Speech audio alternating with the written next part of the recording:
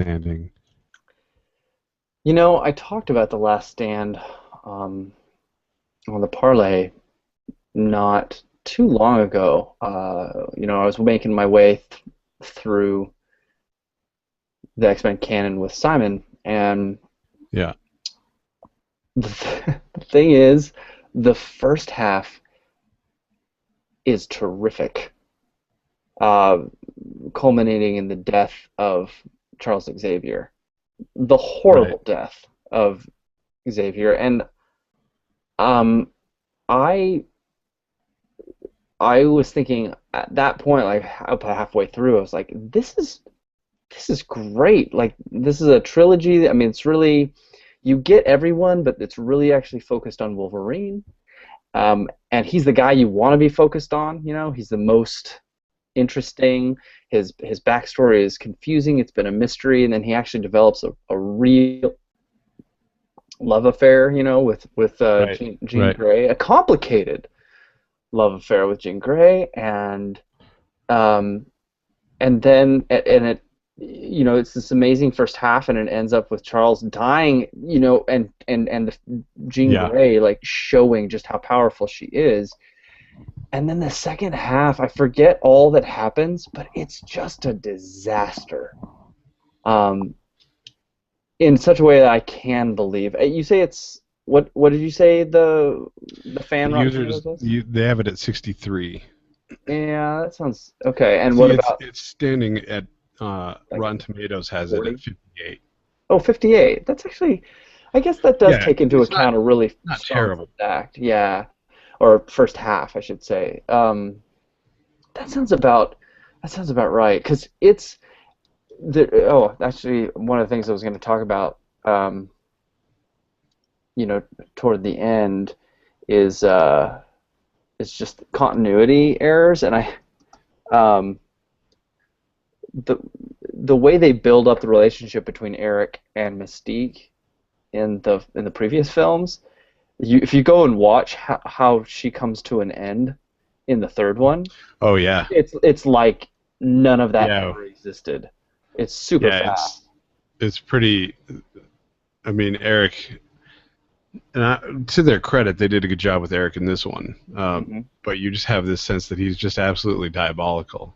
That he would just leave a human being that he has cared so much for just on the side of the road with nothing. In the third one, they do that, Yeah. but you Yeah. don't get that in either of the previous, like in the one set in the past. Or I would say he doesn't seem like that kind of guy in 2023 either. So Oh, so yeah, like X-Men First Class, and then this one. yeah, I he's don't know, dude. At the end of this one, that's he what I seems want to talk like about. He's yeah, he seems like he's just a real son of a bitch. um yeah, I can't wait to talk. Well, just mention that for the record because it's Yeah. yeah. One sec.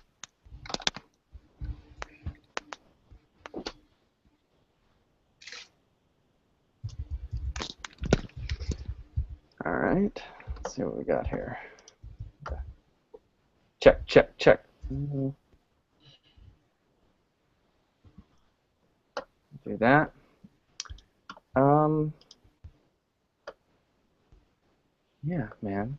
Oh, no So way. anything? What? Um, sorry, I'm looking up. I, my father-in-law gave me a bottle of whiskey uh, at the beginning of the year, and it's a Singleton single malt 12-year-old Scotch whiskey, Hmm. and I have no idea what it is, what there is anything about it. So I am Drinking a lot of it to find out. now I'm looking it up right now, and it is 4.5 out of 5 stars.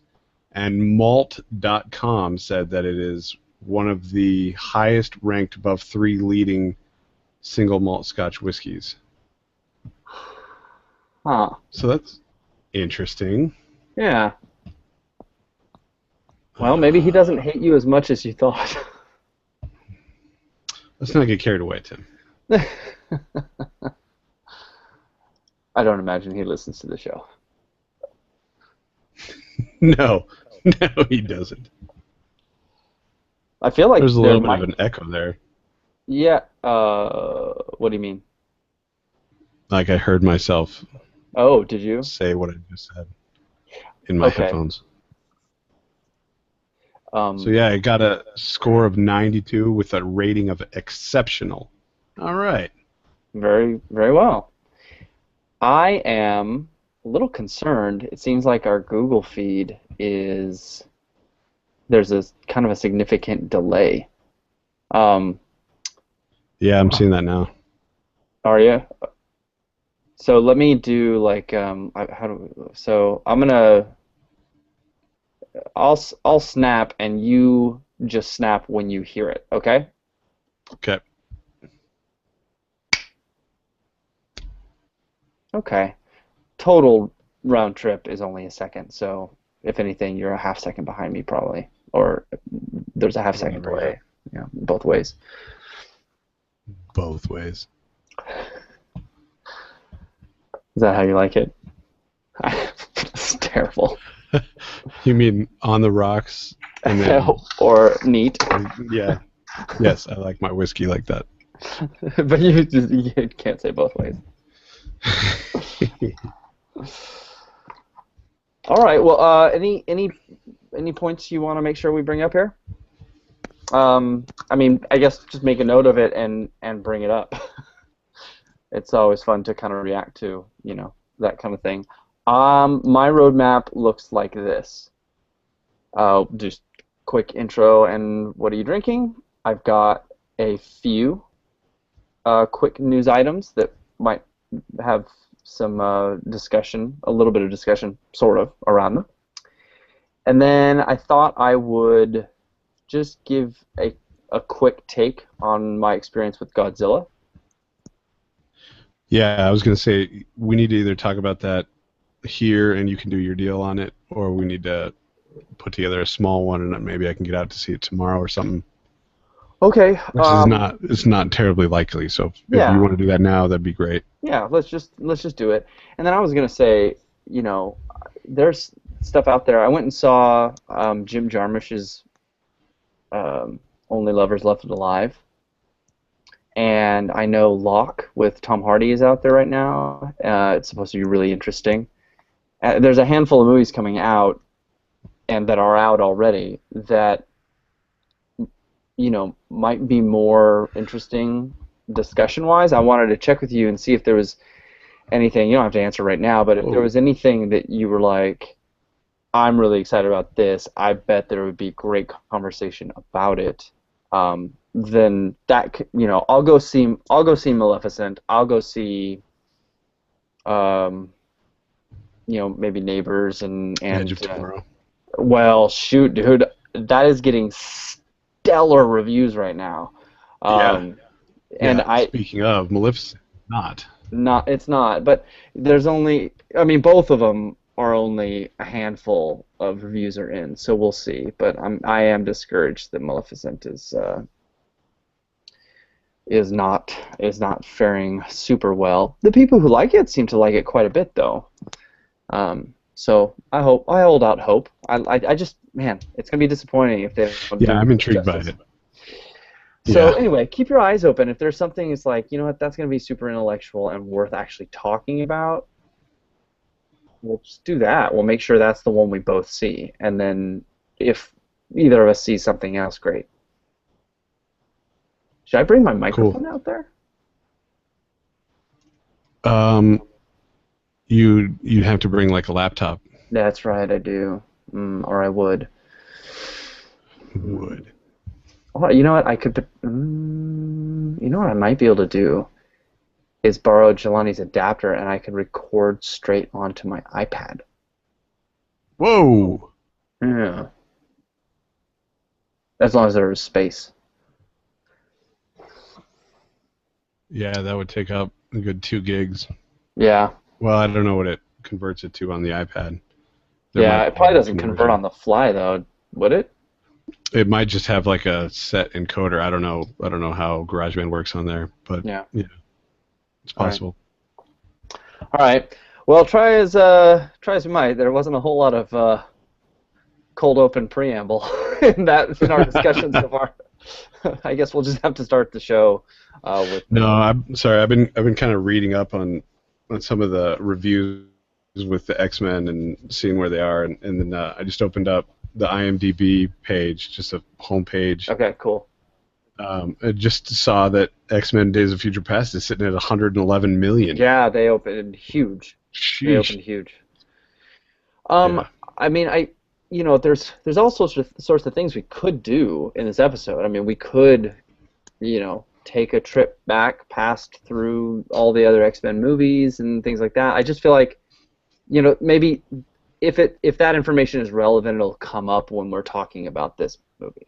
Um, and we don't need to do an actual like segment on that kind of thing. You know what I mean? Yeah. I mean, if that would be, I would be, whatever. I was just gonna say, I think it'd be interesting if we had differing opinions about the film. Uh-huh. Like if I said I thought it was dumb, then we could kind of go back and talk about which ones Worked were and ranked where. yeah, yeah, yeah, Yeah. yeah. It Well, just seems like since we're both coming from this being a good movie, I yeah. don't think we're gonna have a lot of Well, controversy along those yeah, lines. I think the controversy for me, I mean, the more I have sat with it, the more problematic it has become. Uh, Yeah, so that was gonna be my point, was that great. like he was yeah. um, when you mentioned it on Facebook, you were talking about it being just absolutely. Uh, you seemed like you were really, really enthralled with it, and I Hmm. was like, I thought, like, in my mind, I settled it like an 80%. Like, I thought it was solid, but there was just a couple of pieces that I wish were more well developed. Okay. Not that the film really suffered for it, but I was just kind of, I don't know why we spent time doing that. Okay. Um, you know what I mean? And so, not that right again, and that becomes one of those like really awkward reviews where you're like, I really like this movie, but let me tell you what I didn't like. You know what I Sure. mean? And so Yeah. it's just like I'd rather just stick with I thought it was a good movie, it's a great popcorn flick, blah blah blah, that kind of stuff. Then maybe we could talk about later some of the things that we felt like didn't work for it. So I don't think either one of us are gonna set the film below like an 80 or 75. Yeah. Yeah. Right. Yeah, I agree. Yeah. So Um, right?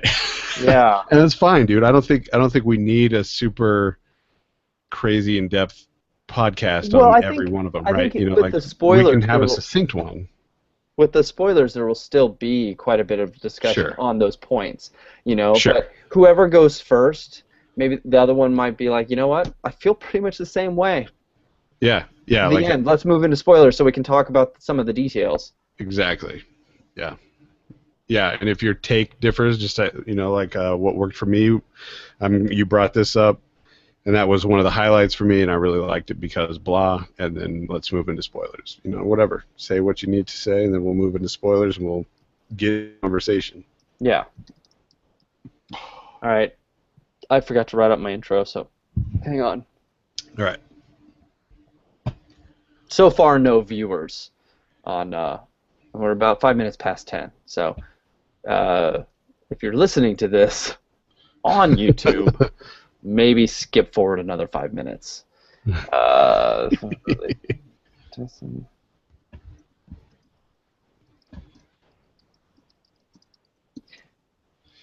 Dude, I know you're writing right now, but let me just tell you that the Hannibal season finale blew my mind. What? First of all, Can you talk about it? the show the show started off with a like a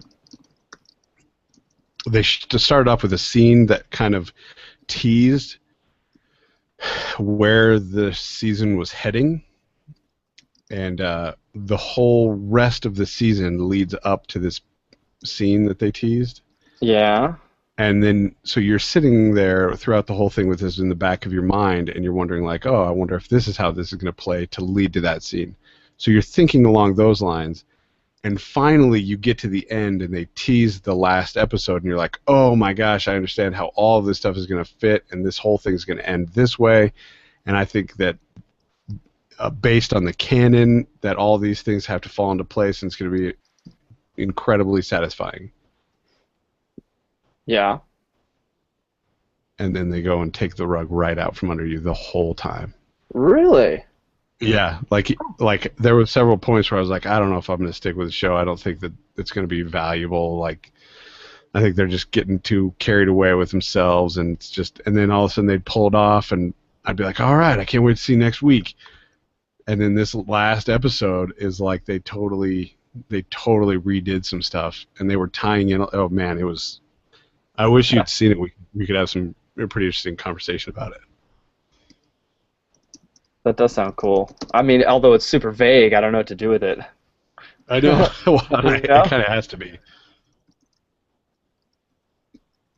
But yeah, like Lisa watched it with me because it's the end. I don't know. Have you watched all of the Hannibal Lecter movies? Um, yeah, not Red Dragon, which is sort of a Hannibal Lecter movie. Right. But I have seen obviously Silence. I've seen what was called Hannibal, right? Yeah. And I saw Manhunter back with Brian Cox. Okay.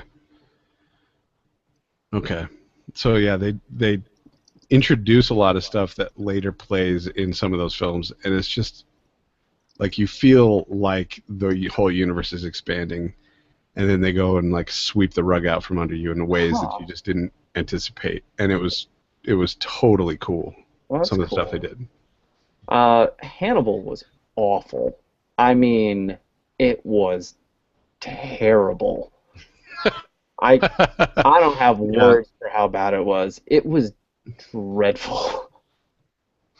Yeah. So initially, I thought the same thing, and then I watched it a second time. It was on TV, and I came away with a whole different thought about it, and I realized that it's not supposed to be like a suspense thriller. Uh, and anyway, with that in mind, I didn't feel like it was nearly as terrible. It's still not great. It's still not on par with the rest of the canon Well, or what, the I mean, TV well, show, but okay. How was but how was Red Dragon? How was that? um, I thought it was enjoyable. I thought it was. I mean, it's not on the level of Silence of the Lambs, Yeah. but as far as it goes, they did a lot to kind of uh, like reclaim some of the mistakes they made with Hannibal. You know what I mean? I think people went into Hannibal with a lot of expectation about what kind of film they were getting into. Uh-huh. Um, and with this one, you have a very similar thriller that is kind of along the lines of what you'd expect from a Hannibal film Okay. in that universe. And Red Dragon's it's decent. I mean, in that canon, it's Yeah. probably the second best, which is saying a lot more than I should. Right. Like that, those guys are sitting at like six, like that one's probably at 60% maybe. Yeah. Um, Well, but did you watch Hannibal Rising? Did you even bother with that? no, you know what? I haven't seen that one, to Oh, tell you the yeah. truth. I respect you for that because I would have, or rather, I would not respect you if you had. It just Okay. looks terrible. Yes, yeah, that would be something that I would watch, like if it was on TV and I didn't have anything else to do, just because it's Well, part of sure. the whole Yeah. canon. Like whatever. Yeah. I'm You not know what we gonna should I'm not do? gonna wait in line to see it. You know what we should do is have a sound effect of a like large 17th century cannon that fires every time one of us says cannon. Nope. Boom. Here's the thing. It took you at least 3 seconds to laugh at that joke. Yeah, I was typing in the Red Dragon thing on Okay. IMDb. Okay. I'm a little bit concerned about this, the lag, but it's really just you do multitasking. Truth. Truth, bruv. Oh man, have you seen Attack the Block yet? No. Must be done. No. Must be done. Well, maybe we'll do that while you're out here. Oh, that'd be fun. Should we do the show? Let's do the show. Yeah. Let's Okay. do this show. Are you gonna stop looking at other things? Oh, man, I don't know. I mean, you don't have to shut your tabs full of boobs, but I was going to say, I've got a really nice gif of boobies jiggling over here. I'm not going to shut that down, okay?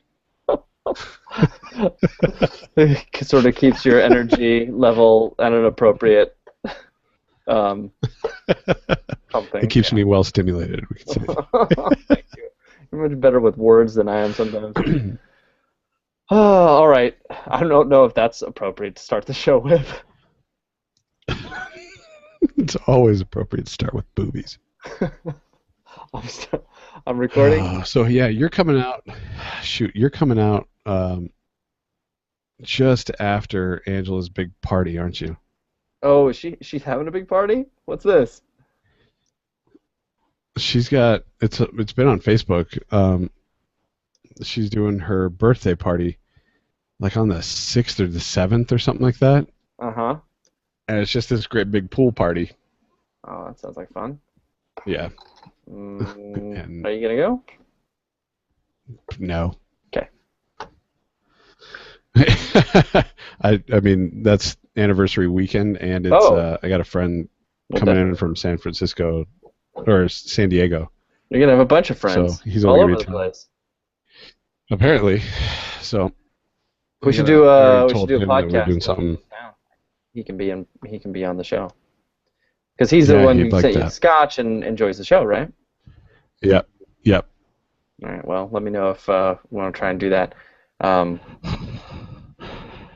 you hear my breathing? I can. It's fantastic. I have started recording, by the way. Good. Okay. On GarageBand? Yeah.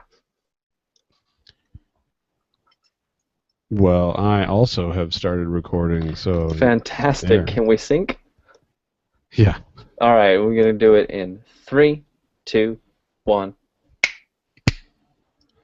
Nice. Well done. Well played, sir. And you too. You ready? You ready to do for... Were you ready to do this thing? Yeah, let's do this. All right, fantastic.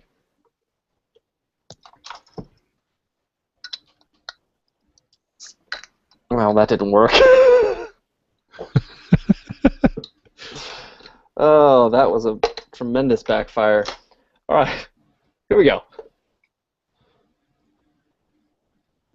Hello, and welcome to the 53rd episode of The Film Parley, a conversational podcast about movies and things related to movies. My name is Tim Dennison.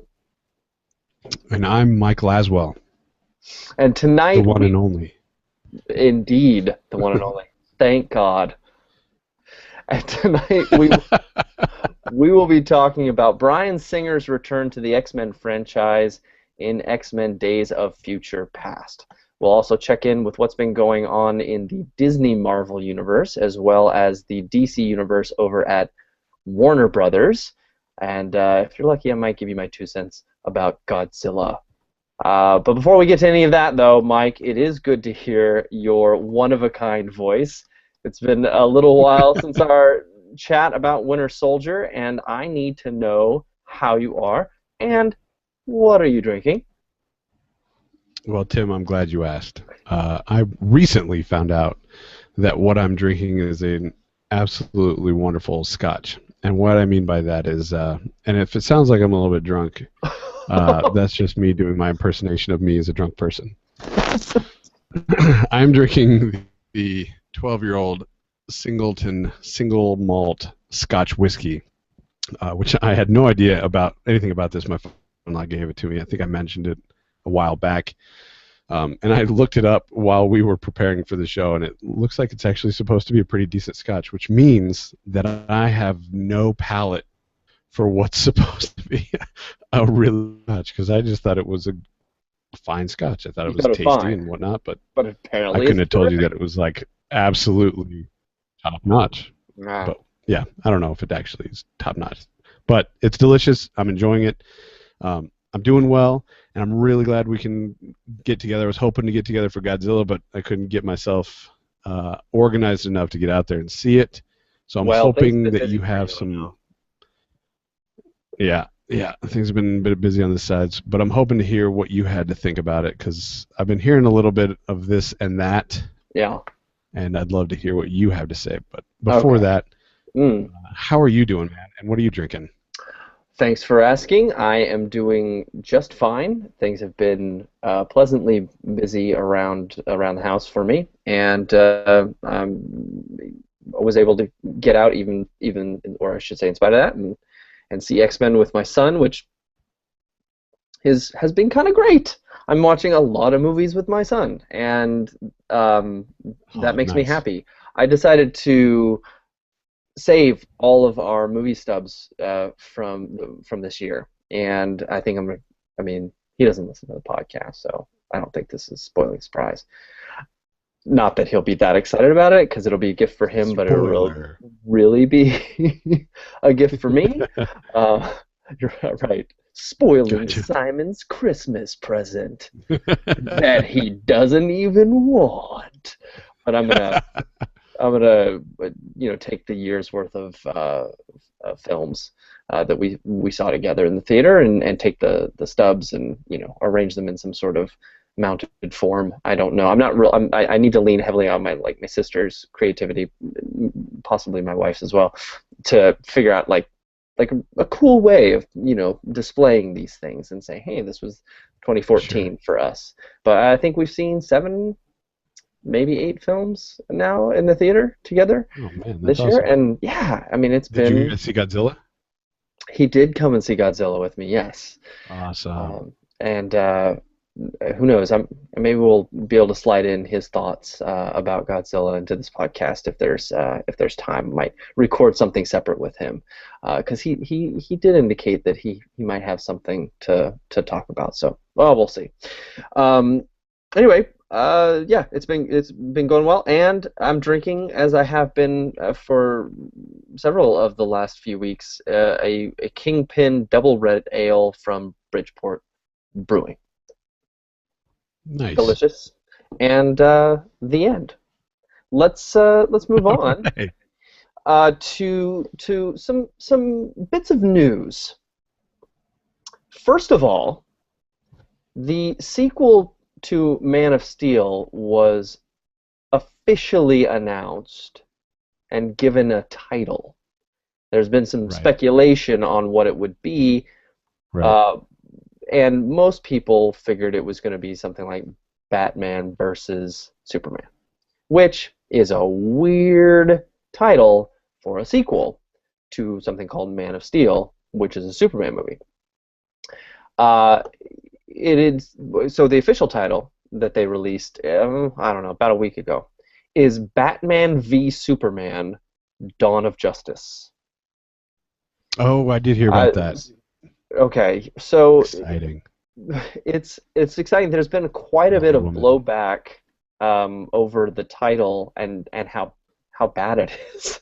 Just little things that don't make any sense. Like, why take the S off the verses and make it sound like a lawsuit, like a Supreme Court. Well, we're deciding on Oh, sure. Batman v Superman this trimester. Yeah. What the session? What does the Supreme Court do? Like, what's their block of time? I don't know. I'm an idiot.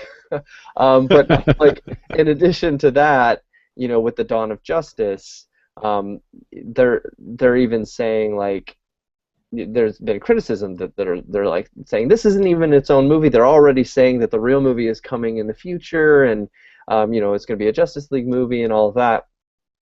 Because we know that Wonder Woman makes it at least an appearance in Batman v Superman as well. All right. So anyway, the title is out there. Mike, did you have a significantly negative reaction to it when you first heard it? No, I heard about it after seeing the photograph of Ben Affleck in the bat suit with the Batmobile, How'd you feel about and that? nothing can quite compare to how negatively somebody feels to looking at Ben Affleck in the bat suit. So you So didn't have a good the reaction to that title, either. yeah, I didn't, Yeah. yeah, the title didn't bother me. The atrocity that is what is happening with Ben Affleck bothers me still. I saw it and hated it as well, but I had a hard time really putting my finger on why I hated it. Do you have any clarity on that issue? Like, what is it about it that you hate? I'm not necessarily. Uh, I can't hone in on a specific thing about the photograph. The idea of Ben Affleck as Batman just doesn't fit for me, and mostly because I took the time to see Daredevil, and apparently nobody else remembers that, and That he was he in just that? doesn't strike me as somebody as like every time I see him, I see Goodwill Hunting, and I see his character from that, and he doesn't strike me as like an uber suave, um, upper crust one percenter that is like has that playboy lifestyle down. So I mean, if he pulls it off, that'd be fantastic. I just don't see it, and every time I think about it, I can think of. Uh, I begin to think of other people that I wish were in that suit. Sure. Um, So, with that said, the when I saw the photograph, I thought to myself, really, that's what he looks like? Yeah. That looks kind of dumb. Yeah, there part of it, as I'm thinking through like what's wrong with the photo, part of it is you can tell it's Ben Affleck's jaw. Yeah. It's his head under the cowl, and that's a problem. I mean, Batman's always been my favorite. And I'm starting to really enjoy a lot of other characters as some of these, great films are coming out because I don't read a lot of comics. But Yeah, neither but do I. but I've always loved Batman as a film guy, and actually of the comics that I own, they're almost all Batman comics.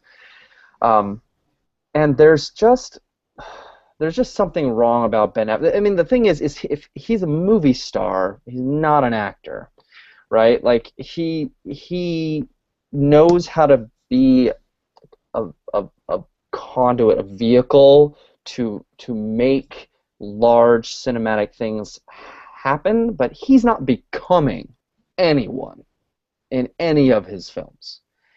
Right. And so what you need for him to be good in a role is for him just to play himself, like for the role to just be himself, and then he can just do it, and then it'll be Right. fine. So he ends up doing a pretty decent job in The Town, and an okay job in Argo. I mean, he's probably the weak link in that film, but it's not too weak of a link. But with Bruce Wayne slash Batman, that's not who Ben Affleck is. And so you're going to need some actual chops or a director that can coax a proper performance. And I don't know if either, I mean, I know the chops aren't there. And I'm not convinced Zack Snyder is a guy that can actually coax Right.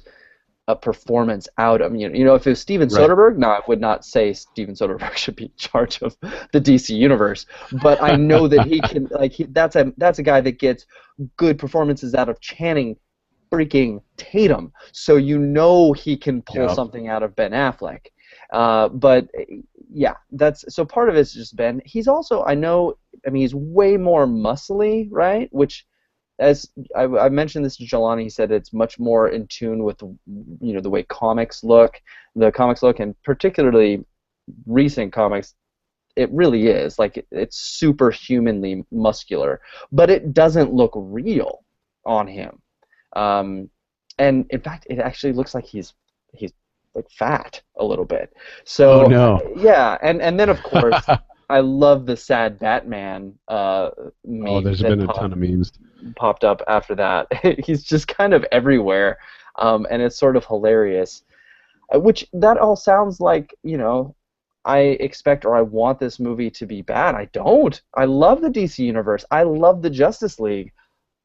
The thing is, they're all superhumans, which makes it hard to really, beyond a comic or a cartoon level, dig into them. One of the things that Right. Marvel has going for it is everybody's human. You might be a mutant human, you might be a rich and smart human, and Batman is that one character in the DC universe. I mean, not the one. I mean, there's Green Arrow is basically smart and rich, Sure. but there's a lot of essentially gods in the DC Right. A lot of universe. aliens and a lot of yeah. Yeah. So I, I hear you. obviously they're Well, and plus, I was just going to say, plus, he looks like Adam West in that photo. Like the outfit looks like the '60s, and I was just thinking about it in my head, and I thought to myself, he looks like Adam West. that It did, can't be. I don't know. It doesn't look like the one. It doesn't look like it's paying any homage to Tim Burton's Batman, nor the advancements that we've seen In Chris from Nolan. Christopher Nolan's. Yeah. And so, yeah, I don't know. I know it's supposed to be like that, like dingy 1999 flip phone camera quality that's like quote unquote leaked for us to all chew on and everything. But it just, I don't know. There was something about it that rubbed me the wrong way. So anyway, the title. Let's get back to that. Okay. Because yeah, on top of that, I was just kind of like, if it to me, it struck me like. Revenge. What was it? Revenge, not Revenge of the Sith, but like Attack of the Clones. Like it just Yeah. had that. It smacked of that kind of cheese, Yeah. which epic comic booky movies. I give a certain allowance for that. That's fine for me.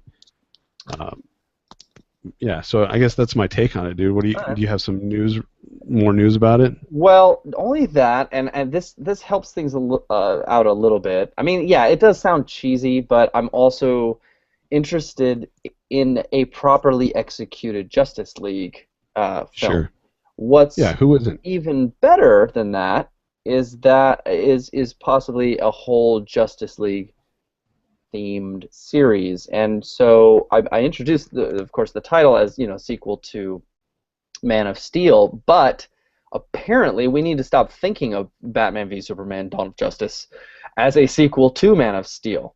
Um, Kevin Smith, who frequently breaks a lot of DC Universe news kind of early, comic book news in Sure. general kind of early, and excuse me, particularly here, he's friends with Ben, so he probably has a little bit of insight what's going on. He says that what's really happening is about there's basically a 6-movie series being planned that is about the formation and exploits of the Justice League. Man of Steel's the first. Wow. Man of Steel's basically they needed to handle an origin story, so they did it. What they're not doing, so they're not taking the full-on Disney Marvel track, which is to do everybody gets their origin story and then 2 or 3 individual movies, and then we come together for the group movies. They're just telling one big story over 6 movies, and No that's it. kidding. That's going to be it. So I thought that, I mean, that's at least different. It's not copying what Marvel's Yeah. doing, and hopefully they'll figure out. And Nolan, I know, is an executive producer, so hopefully he's keeping things grounded in good story. Um, I'm a little bit my faith in him is shaken a little bit after Dark Knight Rises, but obviously you're allowed one Sure. misstep when you're making terrific story-driven pieces. Well, wasn't his misstep Rises? Didn't I say that? Is that what you said? I I thought thought I you were said saying the that the Dark Knight misstep Rises. was I Dark thought Knight. you were I'm sorry. Yeah, I thought you were saying that since he was executive producing Man of Steel that was his misstep Oh well, after. fair Okay. enough. That wasn't that great. Yeah, I would say his big misstep was Rises, Dark Knight Rises. Sure. Um, and then Man of Steel wasn't great. Yep. On the television front, it's been announced. Superman. It's been announced that True Detective Season 2 will be set in California and involve three leads this time. No news, official news on who those are, but one of the persistent No kidding. rumors is that Brad Pitt may be involved as one of those leads, and that maybe they're in final steps of negotiations there. So Uh, I, I'm not sure how I feel about that, but yeah. But I tell you, I did feel really great about a previous rumor that unfortunately wasn't as persistent as Brad Pitt, and that was that Jessica Chastain was going to be one of the detectives. However, it appears that that oh wow, is that would be not the case. fantastic. I know, she's amazing. Actually, That going is back less now, fantastic. going back now to uh, comic booky news and the Disney Marvel universe. The big news this last week there was that Edgar Wright, director of Shaun of the Dead, Hot Fuzz, World's Yeah. End, Scott Pilgrim, that he is out as director of Ant-Man, which was supposed to be part of either late Phase 2 or early Phase 3 Marvel Universe canon. Uh, that was that was actually really disappointing news because he's one of my favorite guys out there right now. I love the Cornetto trilogy. I thought Scott Pilgrim was tremendous fun. But I remember, Mike, when it was announced that he was going to uh, be doing a film for Marvel, I remember thinking, going back to what, Jelani made the point way back when we did our podcast on Iron Man 3. He mentioned that Kevin Feige, who's in Yeah, charge yeah. of Marvel, that they've got everything kind of figured out. They got the art direction, set design, general tone, all of that stuff is set, and they just need a guy to kind of connect the dots and pull everything off. Frequently involved with the writing, as was like Joss Whedon with Avengers. So the director tends to have some input in that regard. But maybe they're not looking for somebody to really bring an edgy flair to the visual style. And I remember thinking, and if that's the case, then you really should not have picked Edgar Wright to direct one of your films, right? Because Right. uh, he is the guy who has a very specific and creative way of doing things. And I figured when they split up, Sure. apparently amicably, they say, that was the case. Um, However, and that essentially is the case. But there have been some more details that I found over at IGN that lend a little bit more information. Give us a little bit more information about exactly what's going on. So I'm going to read from their report, or at least paraphrase Talk to me. some of that. Talk to me, IGN. So they claim that the split between Wright and Marvel occurred actually because of screenplay issues. So, Mike, I mentioned, quick detour here, I've mentioned to you privately a couple times that you need to see this film, Attack the Block, that it's Yes. really gritty and fun and exciting, and I stand by that recommendation. Well, the writer of Attack the Block, Joe Cornish, was co-writing Ant-Man with Edgar Wright. If you've seen Wright's stuff and you've seen Attack the Block, there should be a certain expectation of what they're going to do when they write a movie together. So the Disney-owned now of studio. So it is interesting to note that when Wright was brought on back in 2006, Marvel Studios had not yet apparently been bought by Disney. So when they made that hire, and just think, he's been attached to this film since 2006. This is 8 years of his No. life. I mean, obviously he's been doing Sheesh. other things, but um, that's a long period of time to be, thinking about and working on something. So now Disney owns it, and they've definitely impacted, how they want the series to feel. So when they submitted their script, Disney came back with a handful of notes for the writers to address, such as, quote, core morality of the piece, unquote, and including, quote, franchise characters. So uh, I get, those two things. One, in terms of marketability, you definitely want to integrate, some more franchise characters. That makes sense. And because it's Disney, I could see, well, more that it's Wright and Cornish writing it, I could see that Disney would have a problem with the core morality. And that they, as for their brand, it wouldn't necessarily be wrong for them to state that. So what happened was, they rewrote a couple of new drafts, figuring that they answered those the issues. Still not satisfied. Disney/Marvel basically just took the script and put it in the laps of two low credit writers. And then that version that these two other guys did found its way back over to Edgar Wright, and at that point he walked. According to, this is quoting the IGN source now, according to Latino Review source, the new screenplay was poorer, homogenized, and not Edgar's vision. And I guess I feel like that makes total sense. Ah, Disney Marvel would want something that just didn't fit with Edgar Wright's vision.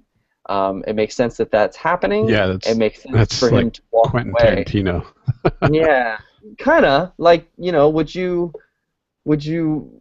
expect Tarantino to really do something that Disney was happy with? And I mean, obviously, Wright's not necessarily that controversial, but he's very defined in what he does, and I don't know. Yeah, It's disappointing because you hate to see somebody do a bunch of work, somebody that you respect, and then not get to see the fruits of that. But at the same time, I respect Disney's need to protect this massive brand, and respect Edgar Wright for not wanting to do the film that they ultimately want.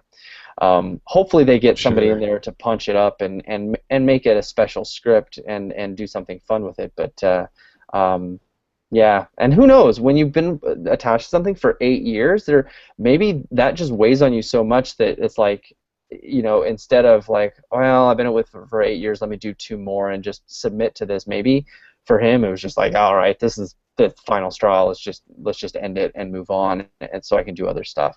So anyway, unfortunate, but it does make sense.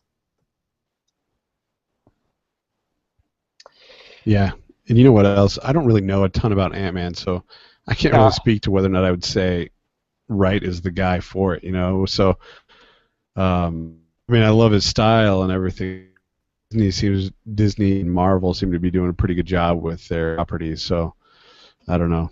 It'd be interesting to see some more specific creative flair on the I yeah, don't know, on the directing side, on the production side. it would be nice. Everything just seems to kind of be, like you said, homogenized. Now that I kind of look back on all of it, Sure, but then again, I but mean, that's just my 2 cents. I mean, yeah, the tones are all similar, but I mean that helps make a more cohesive whole. And when you have high points Right. like Avengers, Winter Soldier, I don't know, the first Iron Man started it off. Those high points, I feel like, are justification for maintaining, or their rationale for saying, look, we can exert this kind of control and still get good movies because they have issued at least two. And quite honestly, the first Thor movie is Right. pretty fantastic. The second Thor movie is at least reasonably enjoyable. So yeah, I I think obviously they're doing something right. Uh, Yeah, they do have a lot of body of work to maintain. That's yeah. true. That's a good point. They know what they're doing. Um, Yeah. we should jump into speaking of. We should jump into some X-Men discussion here. All right, so you wanna? I was gonna talk a little bit about Godzilla. You expressed a specific interest in that earlier. Do Oh you yeah, wanna yeah, do you wanna yeah. skip over that now, Do Mike? Are it. you changing your mind? Are Do you it. flipping and flopping? Do it. All right. So No. look, I'm not Do gonna it. the Spoil it. Godzilla. Right, right. I'm not gonna hold anything back. I am going to spoil Godzilla. This will take less than 5 minutes. Feel free to skip forward 5 minutes if you don't want to hear the plot details about Godzilla. Who went to see Godzilla for the plot details? Well, I did kind of. I mean, I understand it's a big And the character monster. development. It's a big monster movie, but with Gareth Edwards attached to it, I expected it to be more of a human drama that incorporated the panic of an apocalypse brought about by giant monster.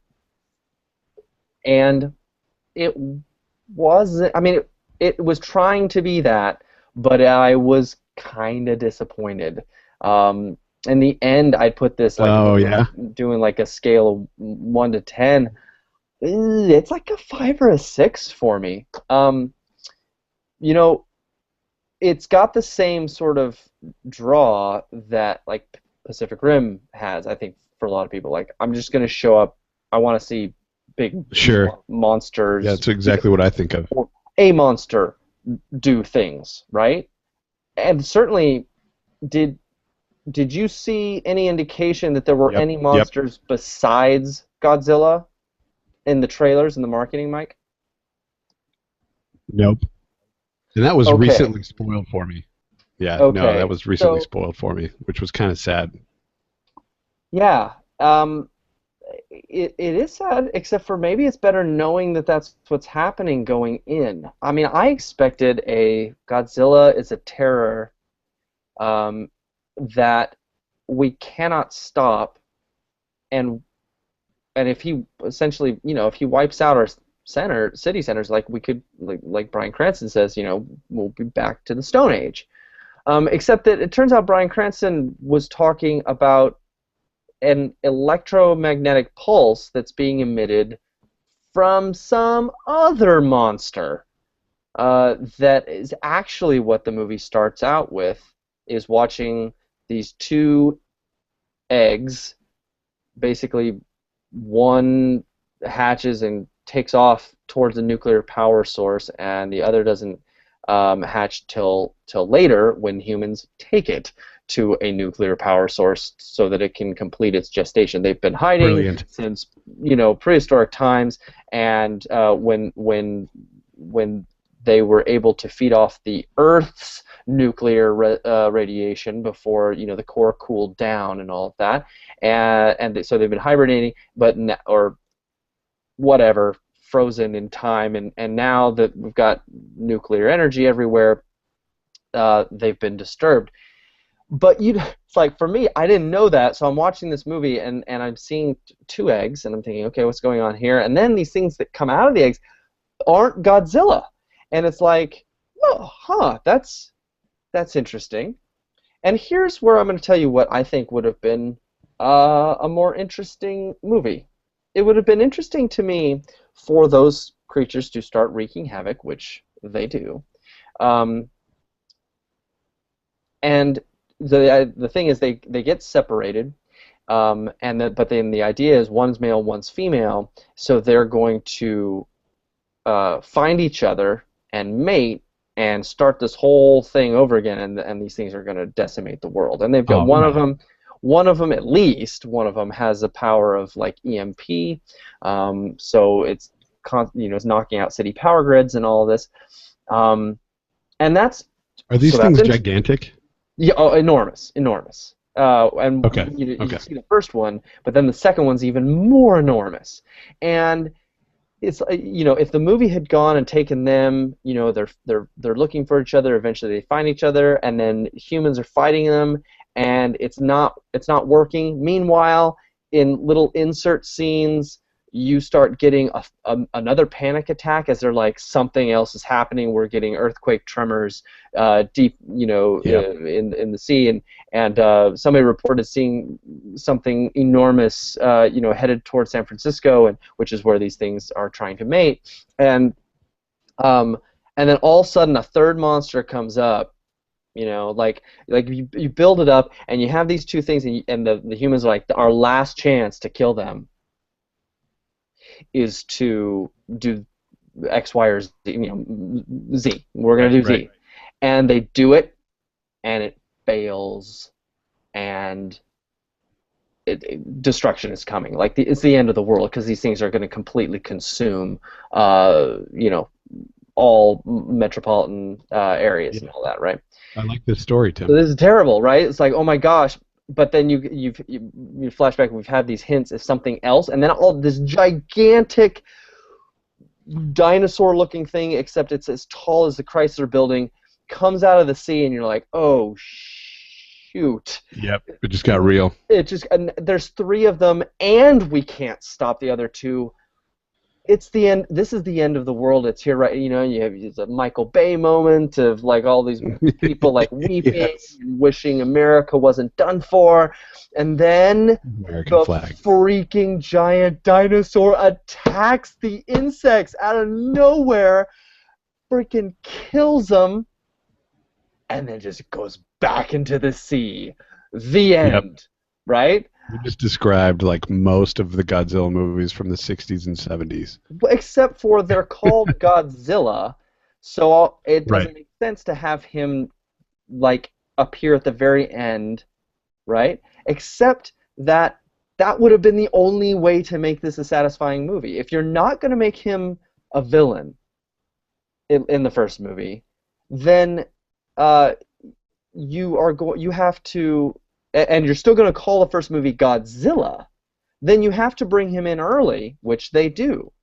And in the first act, we have Ken Watanabe explain to us the way that the two insect things are finding each other is by making loud noises to each other, like ultrasonic or whatever Right. Right. pulse, like right, and that these things evolved a long time ago, and along with them evolved something that would be a predator for them.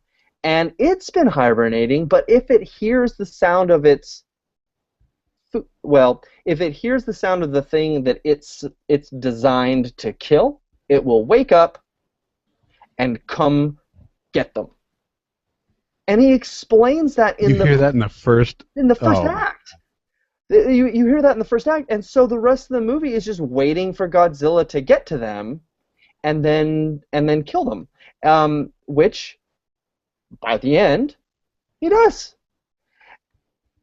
Hmm. So it was really frustrating to me, and I understand when you're going to call it Godzilla, you can't do what I suggested, but that would have been way more interesting. They never ever look at Godzilla as a threat. Um, well, Are you serious? the drama is that the army guys believe he's a threat. He's just still in the ocean, and we got to deal with these other two right now ourselves. Whereas, the lone scientist is like, look, just let him get in there and tear it up with these things, and it will all be fine. And so the drama wasn't about, like, might we die? The drama was, will the army listen to the scientist? And that's not a very That's interesting, not dramatic compelling. question at all. So within that, um, you've got the kid from Kick-Ass and the Olsen twins' younger sister. Oh yeah, yeah, yeah. They're a married couple. He's the son of Bryan Cranston and Julia Ormond. And Julia dies in kind of an emotional scene very early, and then Bryan Cranston dies shortly after What? we flash forward to Aaron Bryan Taylor, Cranston. the kick-ass kid, as an adult, and they're estranged because Bryan Cranston believes the government is hiding something, which of course they are, um, and yeah, the best dramatic moments are definitely early in the film with Bryan Cranston, and I'm sorry to spoil that he exits kind of early, and then the rest. Look, it's that human element is better than a movie like Pacific Rim. Good. Um, it's better, but it's still flat.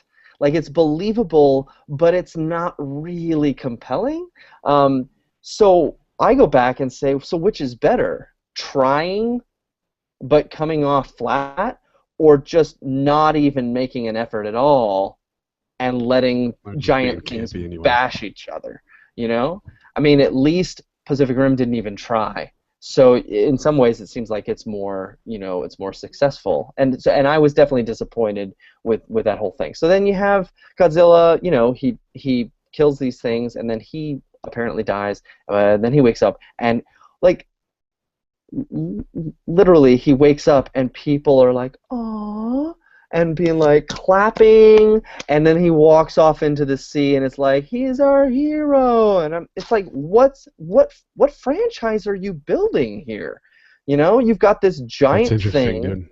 but I swear I mean, and then the character design, it's really really heavily influenced by the original Japanese designs, which means he's Okay. super fat, and rounded Really? in a way. Yeah, I was hoping for something a little more, you know, dinosaur-y and less plastic A little bit more lean toy-y. and muscle. I mean, he looked like, those those old plastic dinosaurs with the circular, like, Yeah. rotating hips. It looked just like that, which So you I get like a really don't. full-on shot of Godzilla. They do the whole money shot with him, and Eventually, yes. And I will tell you that the final kill is so good it makes the whole movie worthwhile.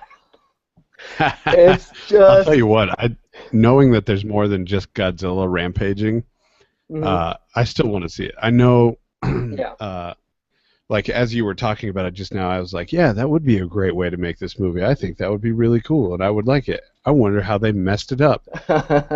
And and knowing what you've talked about here, you know what, I still want to see it because I'm a fan of it. I remember being 8 or 10 years old, and um, I forget. I think I had just gotten a cast on my foot. I broke my foot, and we went and picked out a couple movies. And I remember Godzilla and some of those were in there, and just really enjoying watching some of that stuff. And when they released the movie, there were some Godzilla movies on TV, and they're terrible. Yeah. They're absolutely terrible.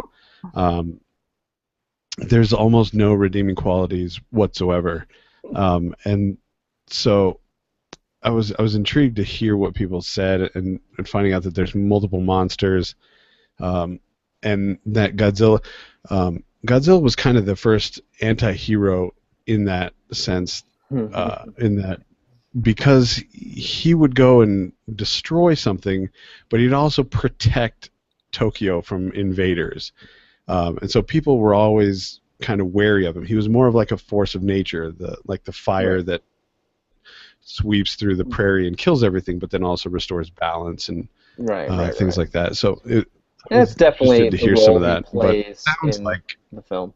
sure.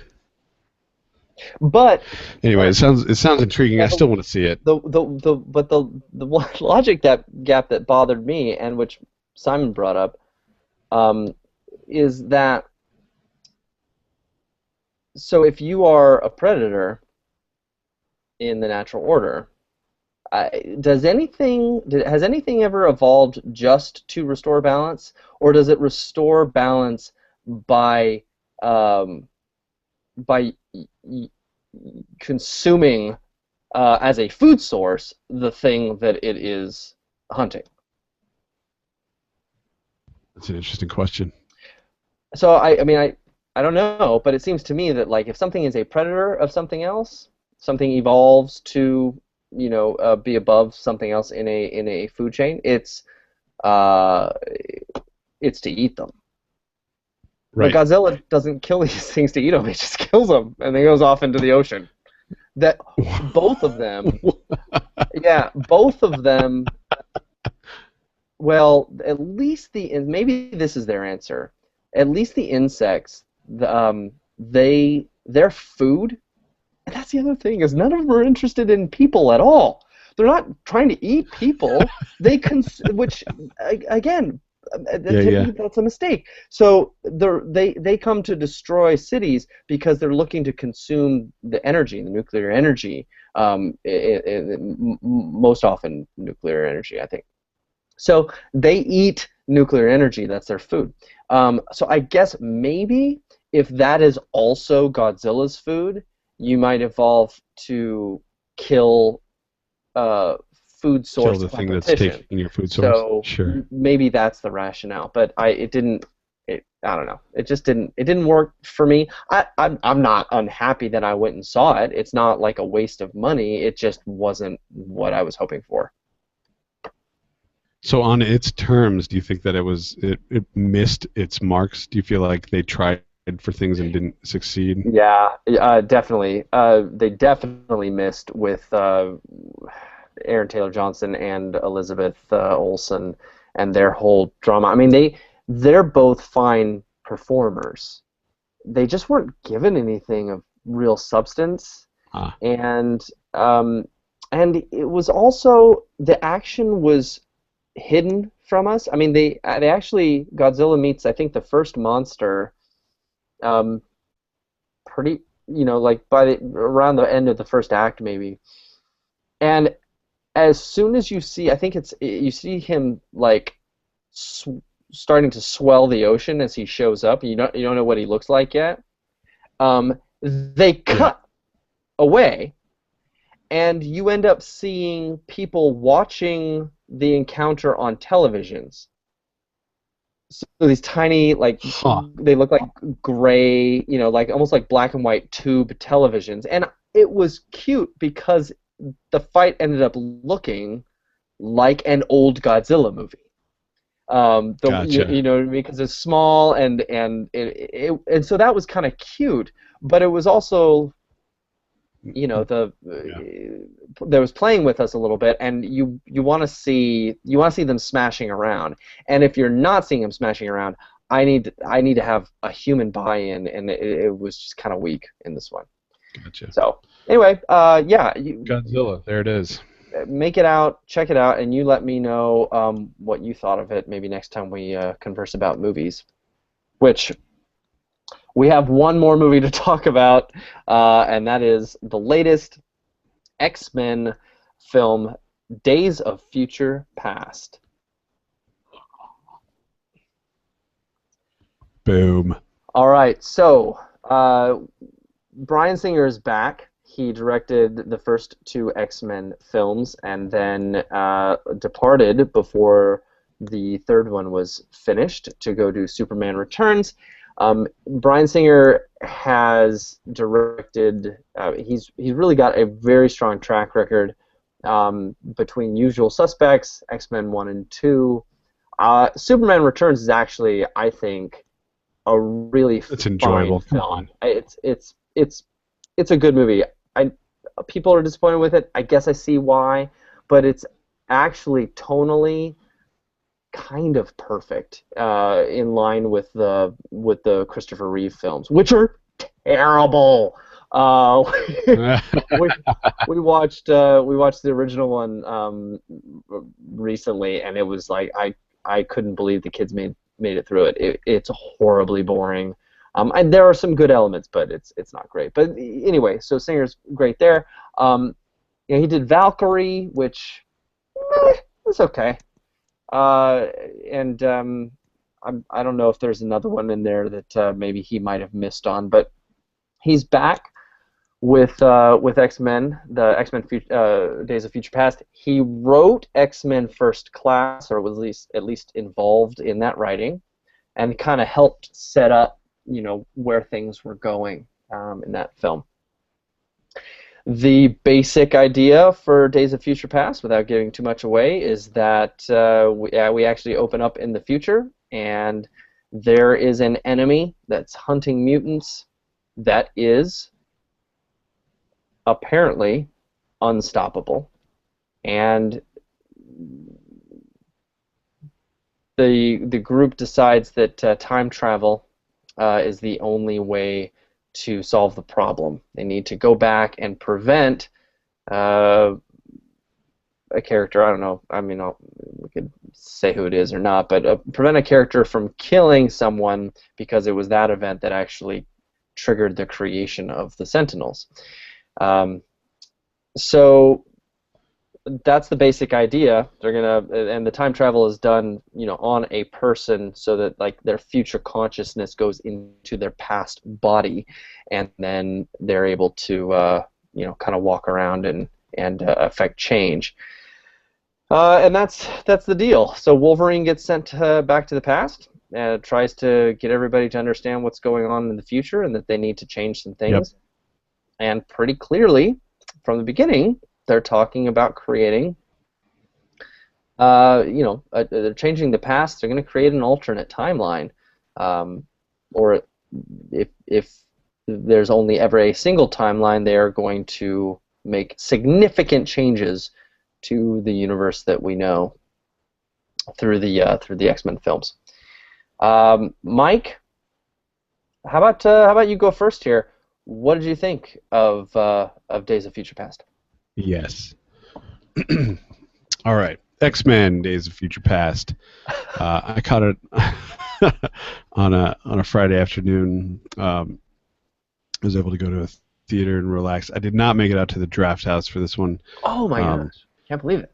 Yeah, it would have been great to get out there. I would have loved to see some of the pre-roll that they did for the X-Men and bringing in all the fan films and everything like that. But another theater out here got remodeled, and they have these really nice big bucket seats that are all leather, and they're like electronically reclinable, and they're Like supposed to be super nice and comfortable. In every room, or Yeah, no, this is how it is, and they're trying to do some of this. They're trying to reach out to the adult crowd, and they have like a whole bar section. It's got like MacGuffin's bar and oh wait, like so that. AMC 24. Is that the one that Well, you're talking about, or no? This is it is AMC, but it's out west from there. So okay, fair enough. Sorry, went it's out boring a lot of people right now. I went out there and caught a nice afternoon show, and man, I was not disappointed. With it, you sit down, and it's a great thrill ride, basically from go. You get to see visually just a roller coaster. You're up and down, watching mutants with incredible powers. Visually, they're stunning to watch, and what they do and the whole plot line just carries the whole way through. Mm-hmm. What that means is it's a popcorn movie. It's a blockbuster. You're not looking for anything with a ton of depth. There's a lot of little Easter eggs with some of the characters that they bring in, and a lot of the set pieces are just really well done. I'm a huge fan. My favorite X-Men so far has been First Class, and I love Charles. And the fact that they were able to unite these two and essentially reboot the franchise from the initial X-Men that they had to this one. Sure. You mean as First Class as a reboot, sort of? Right. So they rebooted that, but then took what was already done and essentially I'm gonna make a verb and Star Trek it like J.J. Abrams did. Right. Sort of. Yeah, sort of. Well, but yeah, you sit down. It's a great time. Quicksilver. If you have no other reason to see this movie, Quicksilver's scene is probably the most fun I've had in at least 5 minutes of a film. Man, I want to say this year, but I don't know if I can make that claim.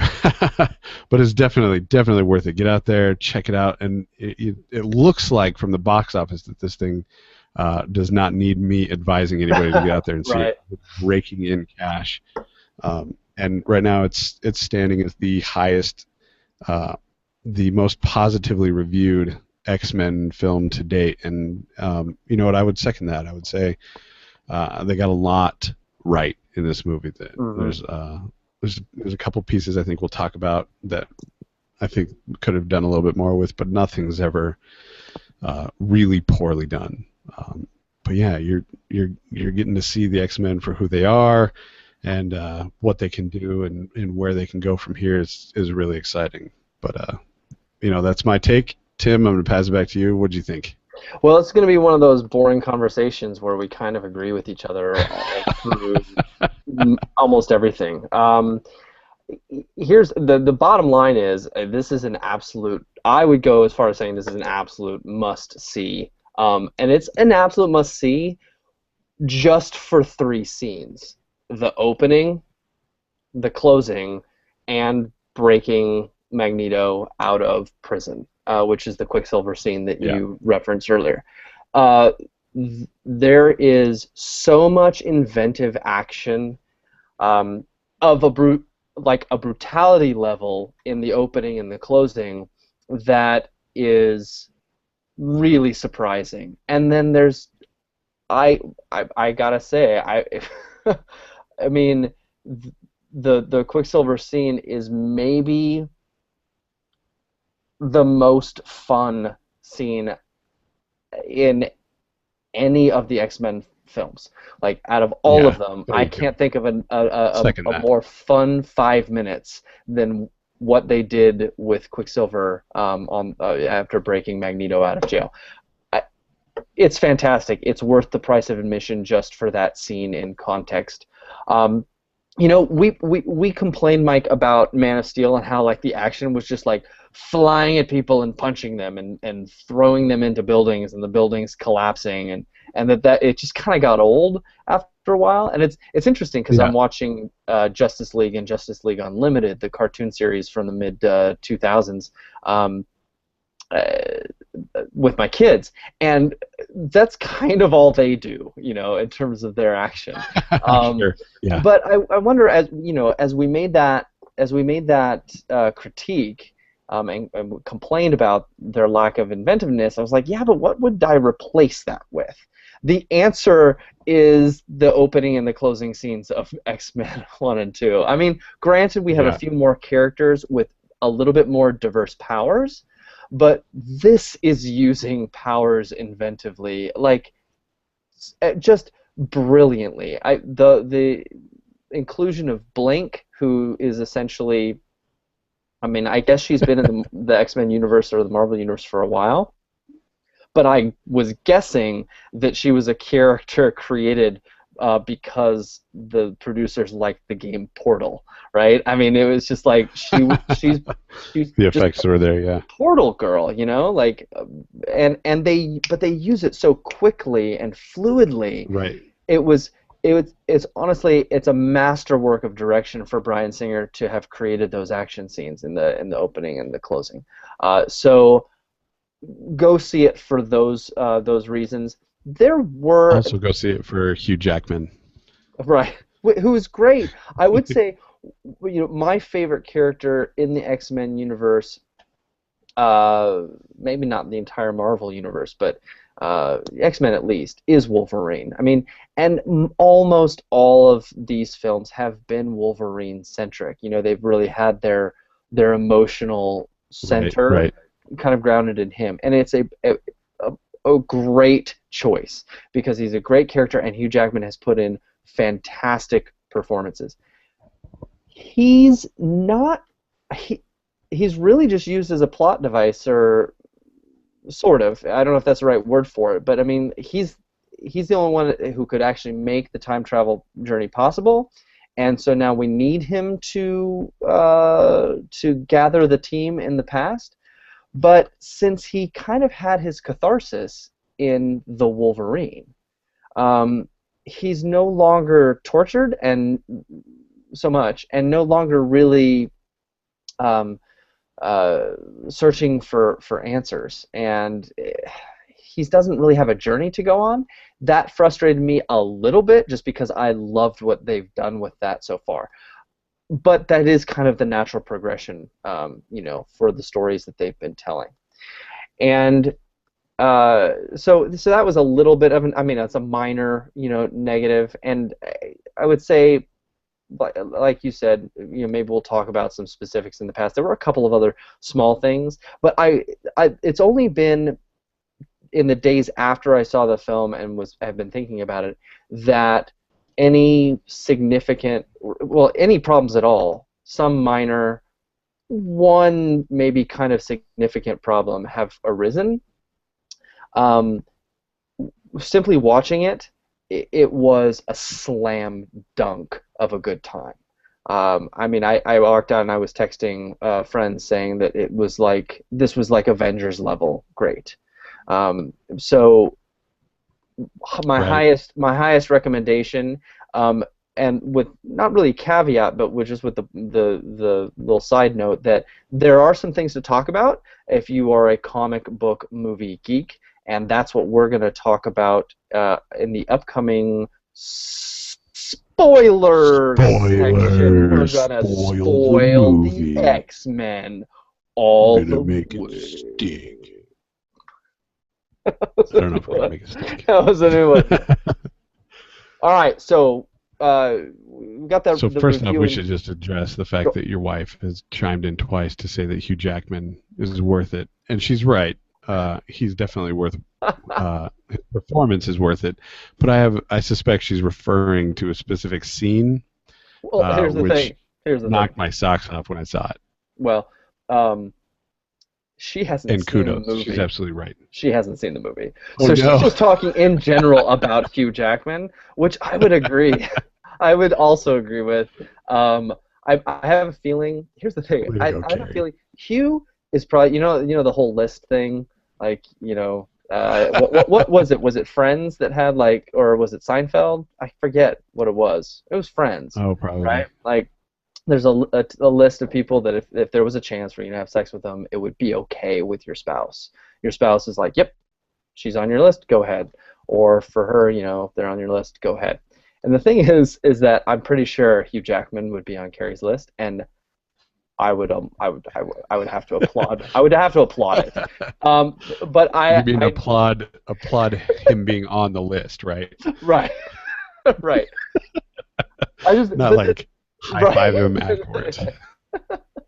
Of course, I'm trying to be a little bit sarcastic and humorous here. But the thing is that Sure, even if sure. that were to happen, Hugh wouldn't. He was happily married as well. He was like one Oh, of the right, right. world's greatest guys, and that's why He's it's safe. classy. It's safe for him to be on the He's list. super classy. Right. So I'm a huge fan of the Jackman, and Hugh Jackman.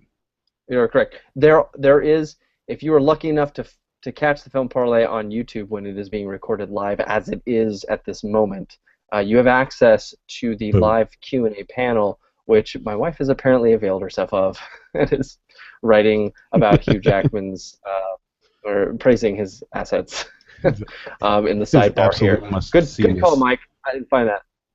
So, we are. This is a movie that it's a whole bunch of fun.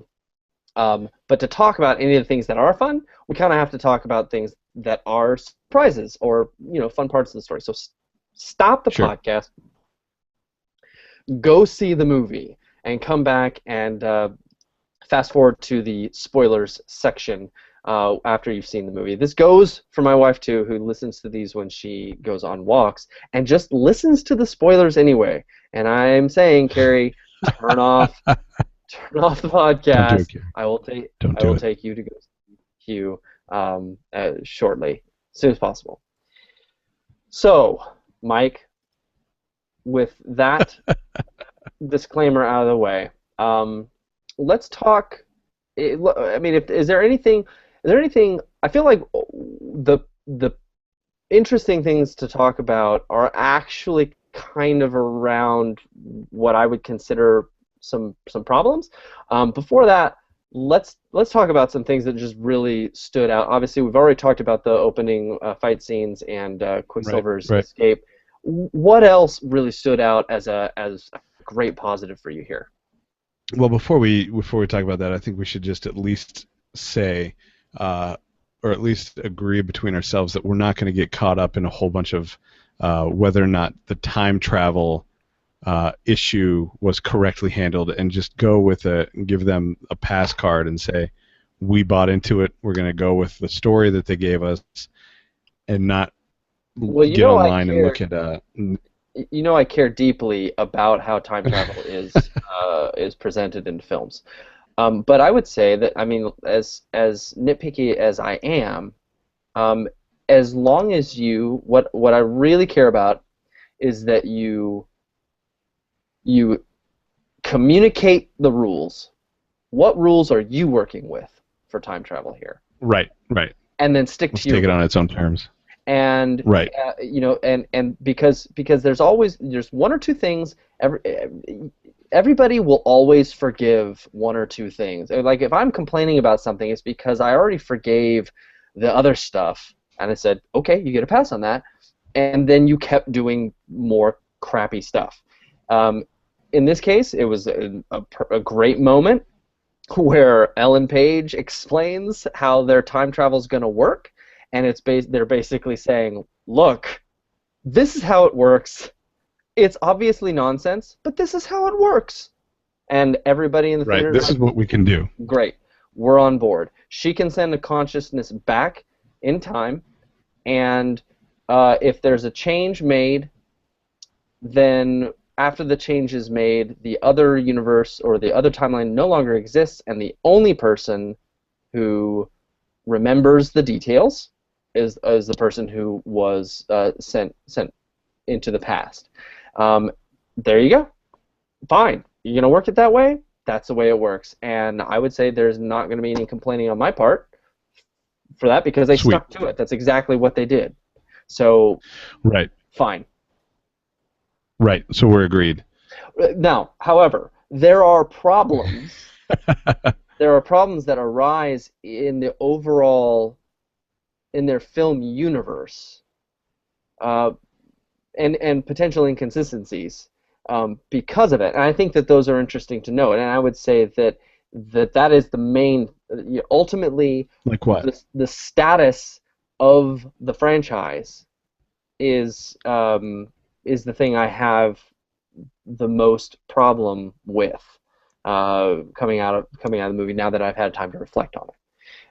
So let's get to that in a minute, though, because there's a lot of other things, and we can go through them quickly. But let me just throw out one thing that I thought was Yeah.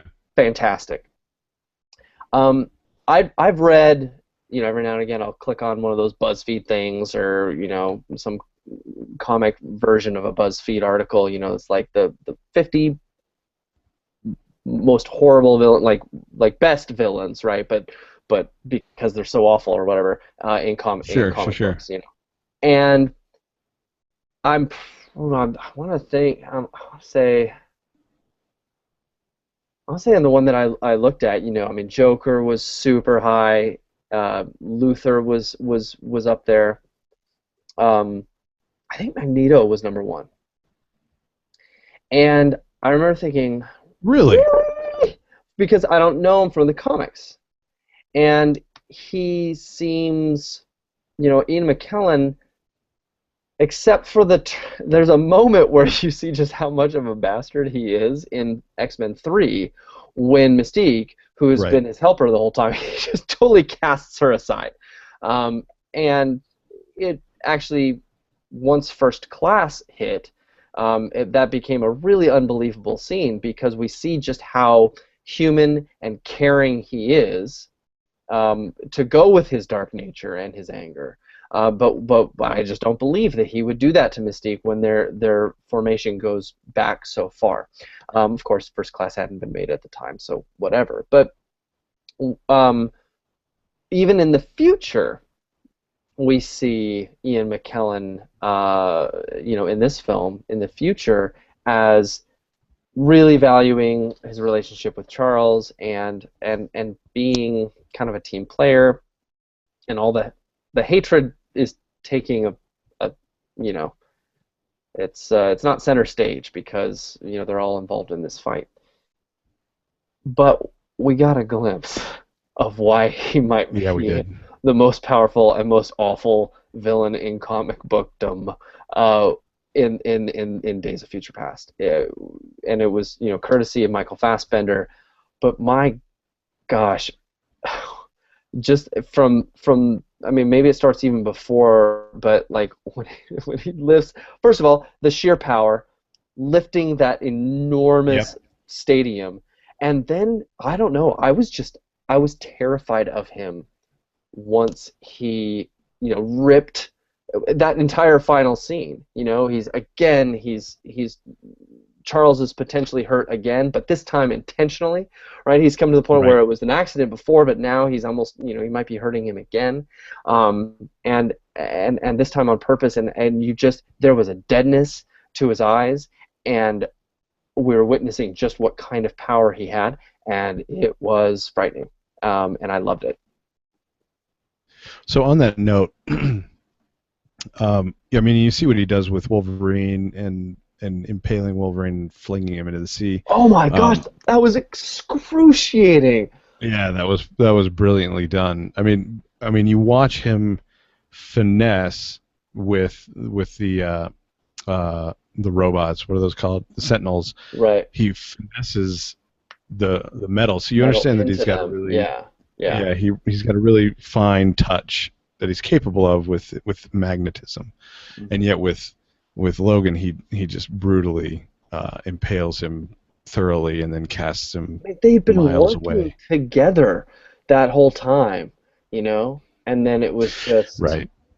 and maybe you could say, well, but he knew that he could handle it, but like it was just so awful.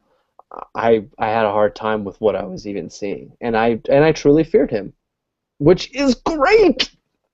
That's So great movie making. on that note, yeah, I thought the final scene with him with the stadium and the White House, was it the White House or was it Pentagon, Uh, um, that was, where I they thought, where no, they it was were the White. It holding was the White prison. House. The Pentagon is where he was being kept at the beginning of the movie, That's right. or Okay. whatever. Yeah. So he's able to finesse the metal, which was one of the kind of hiccups for me. I thought they're making a little bit of a leap there. Whatever. It was entertaining, and the way they used it was entertaining. And but then at the end, in the future universe, you see him fighting the Sentinels, which have to be made out of something, and we don't quite know what they're made out of. But he's unable to manipulate them, and I just kind of like I figured that they were some kind of metal Well, because they I they kind of can't. look like they're some kind of metal. It's just that Trask says about the middle of the movie. I think when he's meeting with the Vietnamese, he says they're at least the first generation of them. They're made of a Right, the ones that he has just created. space age polymer, not an ounce of metal. So that means, and I'm sure that that design characteristic would have been carried forward. So it looks like metal, but it must be a space age polymer. Which it's funny that they say space age, but I guess in '73 that would make sense. Um, so yeah, they are not made out of metal in any Right, time but we don't get a period. clear sense of what they would be made out of that they could do what they do, which was one of the issues that I had. Um, Wow. they were I have cool, been and I criticized for nitpicking some things no, no, before, no, no. but that Well, seems I was expecting really. him to get out there. No, I was expecting him to get out there and take down a couple with magnetism and then get like surprised and ambushed somehow. But the fact that he couldn't made me start wondering like what on earth is going on. Um, anyway, that kind of put like I said, none of these things are massive detractors because the way the Sure. whole ending is handled, this isn't an issue. Um, but it did plant the question in my head of I mean, You would have liked a little the something. mechanisms themselves are terror. Yeah, just a little bit more because the ones that they came out with initially looked like they were plastic. Yeah, They yeah, looked like yeah. space age polymers, and Okay. these things are way more reactive. And so, just a little something that kind of bridged the gap. I don't know what they could have done, but I don't. And again, it didn't really detract anything, but that was one of those moments that I thought, huh, I wonder what's going on there. So Okay. Well, again, these were tiny little things, and I'm really interested to right. hear what you had to say was one of the bigger things. Okay. So yeah, I suppose we could nitpick some of the details, but yeah. Well, you kind of hinted at it, Mike. That the very nature of what they're doing. I forget what the exact context was that you offered this up, but the very nature of what they're doing and how they end the film, none of this really matters, and that's one of my biggest problems. That is the biggest problem with the film, is that the stakes seem really high because we're seeing X-Men die horrible deaths. I mean, I was Right, actually a little disturbed and kind of checked on my with son a little Iceman. bit because the way Iceman was dispatched, I think both in the past and in the future, he had horrible deaths, Right, and which both are future, but there's an earlier future piece as well. Um, sure. right? But also Colossus, in the Oh final yeah. the final scene, like him turning into metal and then having that metal just pried apart into pieces. It was Yep. awful. It was awful to watch, which does make it feel really serious. But then when you've set it up that if your main characters are successful, none of this would really happen. Then are this I mean the stakes are high, but nobody's really watching this movie wondering if Wolverine and the team in the past is going to be successful. You know? Right. So Absolutely. for me it was still exciting, and it was enough. I mean, like, yeah, I know that in these movies the heroes end up getting the upper hand. But um, you are introducing a little bit of a dramatic problem when you show a bunch of stuff that seems really gruesome and horrible, and I can't believe that happened, and then you say, but it didn't, right? I mean, that's Right. And then that everything that just is disappears and the slate's wiped. right. So that's my part, first issue, and I love your thoughts on that. With just that, basically they're saying all the things within this film that seemed really bad never actually happened. And when we know that that's happening, or that's at least potentially what's going to be the case, does that interfere with really being drawn into the film? For me, not really. I was still into it. How about you? Well, it's kind of the I hate to bring up the series, but it's the Star Wars prequels problem because you have um, Obi-Wan Kenobi, and you know what's going to happen to these people, and you know that they make it to a certain point, and so all of the dramatic scenes where they're jumping from this place and fighting these people, you know that they have to make it to a certain point, and there's no real drama about whether or not it happens. But then it just boils down to how does it happen and what will we see along the way. So for me, that was also a piece that I noticed was, when she said when they're explaining the time travel, and she's like, "Well, this is going to happen, and this is going to happen, and if we don't do this, there's no other way around this. I can't send somebody else back to save us, so this is our last shot." Hmm. I thought, really, like you couldn't. You have Wolverine, who was with you when you were coming up with the plans. If it looks like it's not working, you could really just talk to him 20 minutes ago and tell him, "Hey, it doesn't work out." And convince him, and then none of the stuff would also happen. So it seemed like Well, hang on. there was a couple other ways things could be handled, Let's talk but about that either for a way, you're second. running into the problem of stuff just being wiped out if Yeah, it doesn't go the right way. right. But I would defend them a little bit and say I don't see that. I mean, we probably don't need to argue about this a little bit, but or very much. But she sent his consciousness into the past.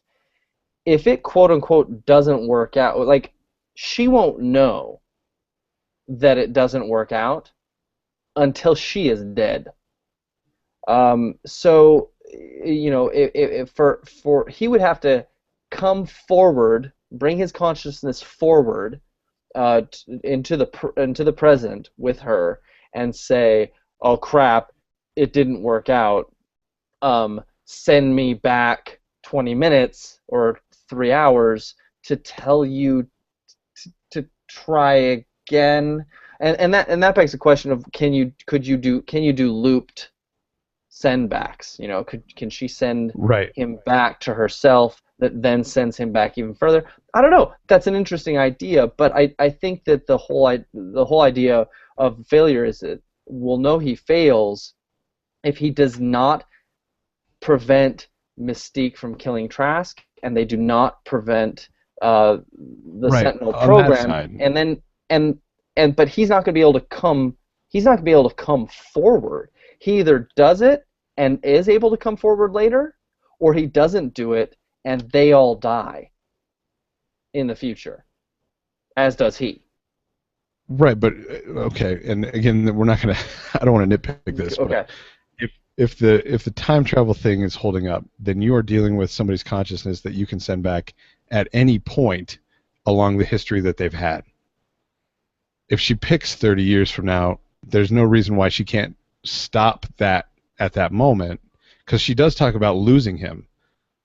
You remember when? Right. But she And so doesn't. there's a connection there. So she could very well She's stop. not Like if she were to seeing. look around. But she's not seeing what he's seeing. She doesn't know the status of what he's No, no, doing. no. And that's what I'm saying. On his side, she won't know. But on her side, if she were to look around and see Magneto and Charles and everybody dying, she could just jump him back 3 hours and say, this doesn't work.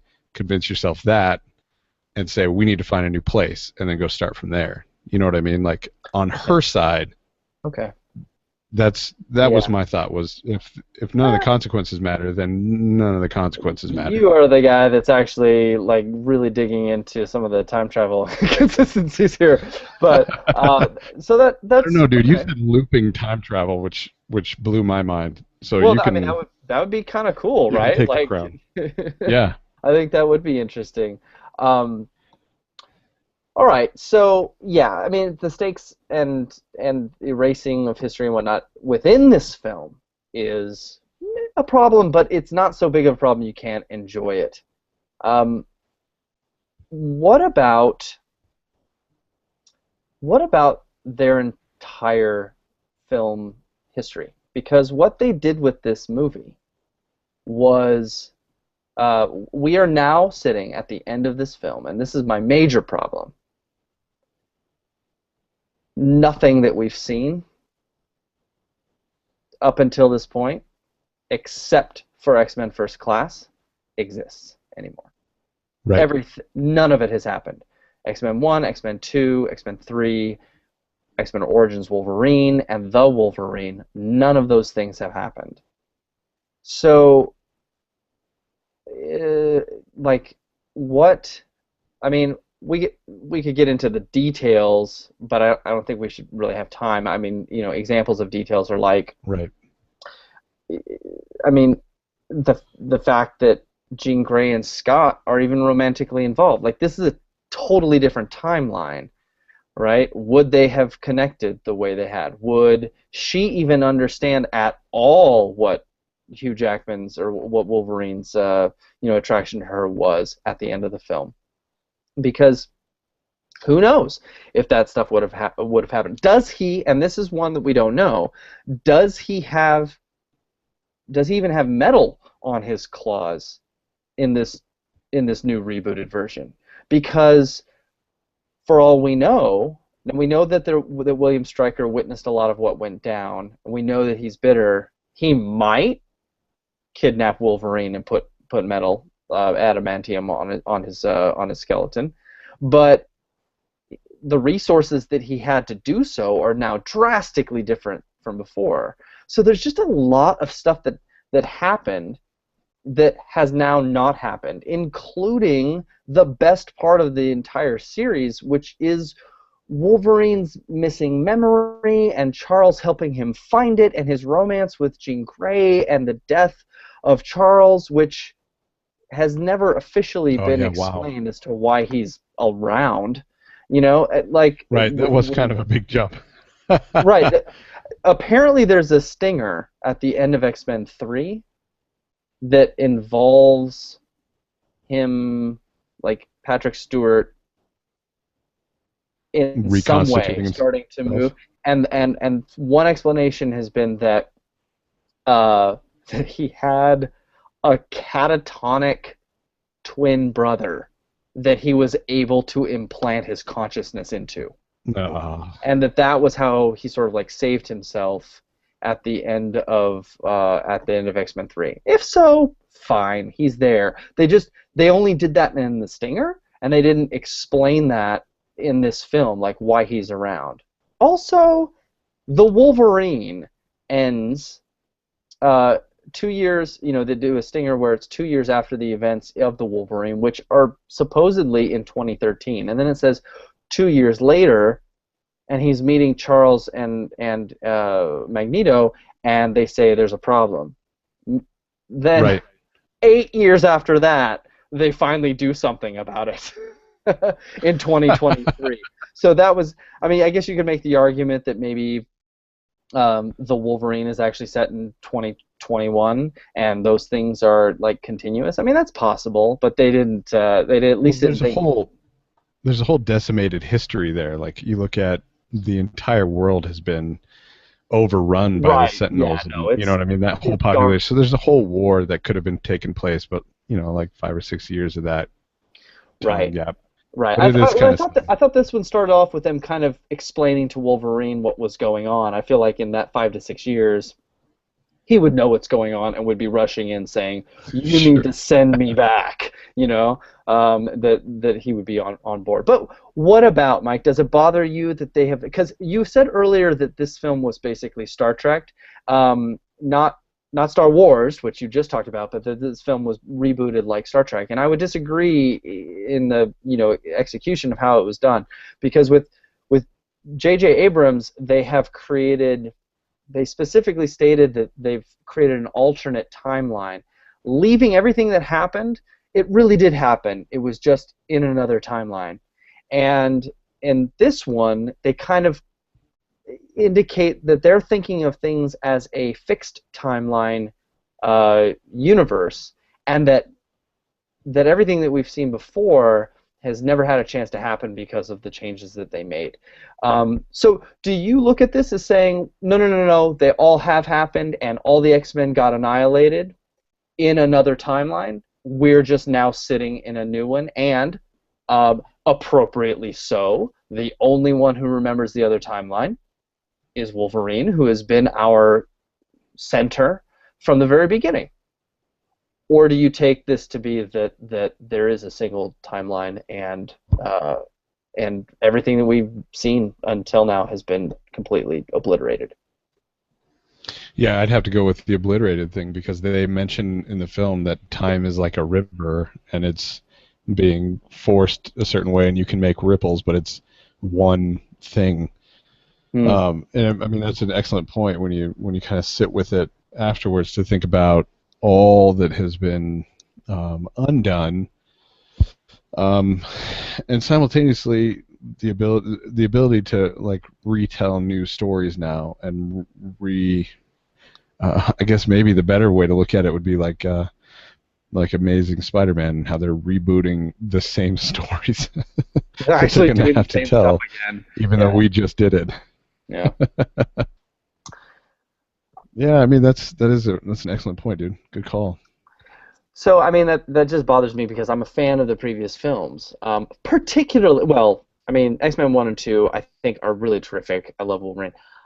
Man, we went and I may have mentioned this already. We went back and watched the Wolverine, and watching X-Men Days of Future Past made me want to go back and rent the Wolverine again. I've been seeing a lot of like disparaging comments about the Wolverine lately. I don't get it, because the more I think about that movie, the more as like a little standalone feature and a cap to his emotional arc from the very beginning, I love it. It's so much fun. It's super Jap. I'm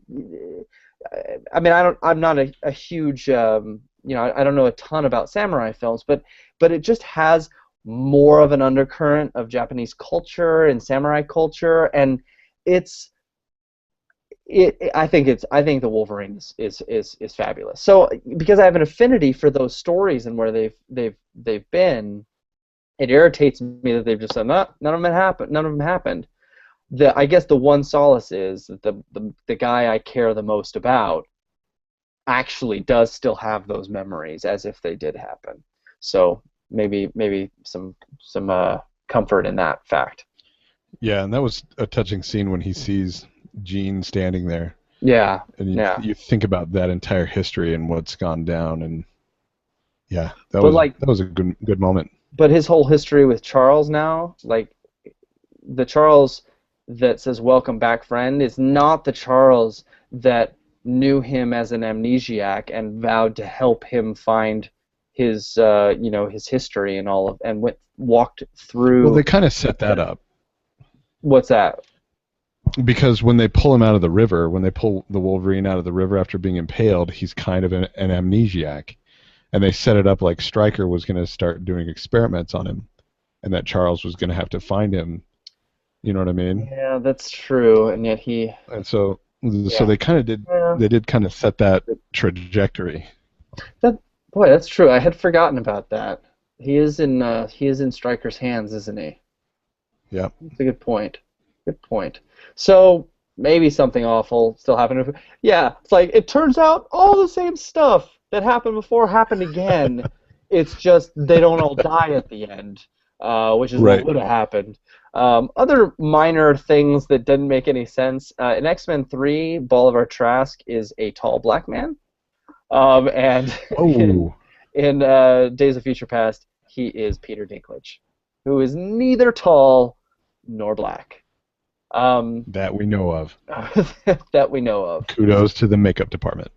Yeah, I had a quick question about where the adamantium on Wolverine's claws in the future came from, right? Because they were cut off, and he only had bone claws in the stinger of the Wolverine, and Right, yet they're right, right. covered in metal by the time. So it's one of those things where like I guess he got some more adamantium.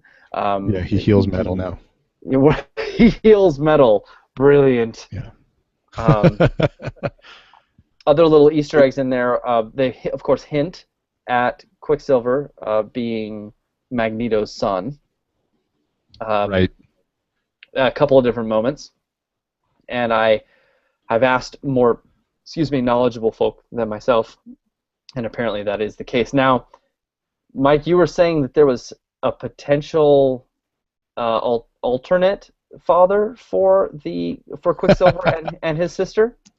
Right. So in the very brief amount of research that I did on Quicksilver after seeing it, there was a mention of his abilities being super speed, and then that he gains the ability to travel through time through his super speed, and that through a convoluted previous time travel uh, uh, story arc, the Wolverine might be his father.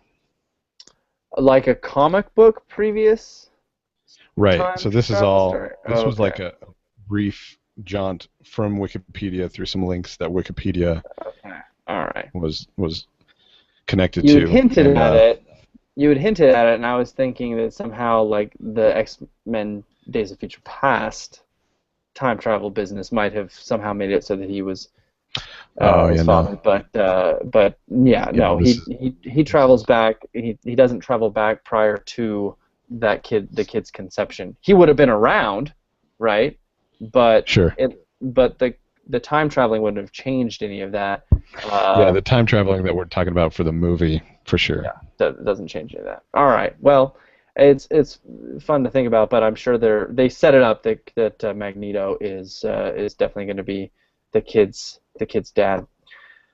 Um, Man, I think that's about it. pretty full Man, that's conversation. all I got. I thought I was getting nitpicky Yeah, with some of the. you kind I of. mean, I could nitpick some of the idea behind Magneto finessing the metal into the robots, the Sentinels, and then being able to power them up and drive them the way he did and manipulate all that I seemed a felt little bit that. far fetched. Okay, I felt that was consistent with his powers, which are, he's called Magneto. He can he can move metal. They've never really put any limits on that, so I was okay with that. I'll tell you, I did have a little bit. I felt like his his move to kill Mystique because of like when they're in the room with the with the Vietnamese Yeah, council, his move to just be like, we gotta kill her. Sorry, she didn't say no, or she didn't say she agreed. right. That seemed quick, and I wasn't totally on board with that. But it's really stuff along that level. Like if you're going to talk about problems, those are the problems that you've got to talk about. Those and whether or not you like the method in which they used to reboot the series.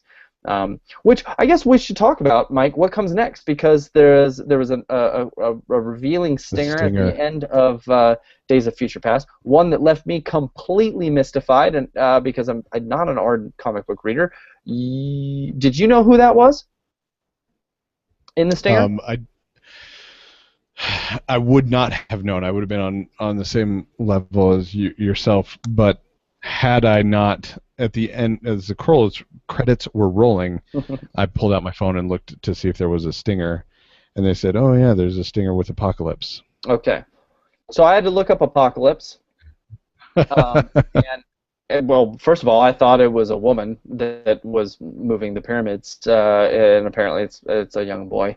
But yeah, so if by some chance you A saw the stinger and didn't know who that was, and B are actually listening to this, let us let's explain. Apocalypse is the world's first mutant, and was born some 5,000 years ago, and is responsible for the pyramid construction through just raising his hands. I mean, basically, dude. Basically, he's like a cosmic god. Yeah, there is nothing he can't do.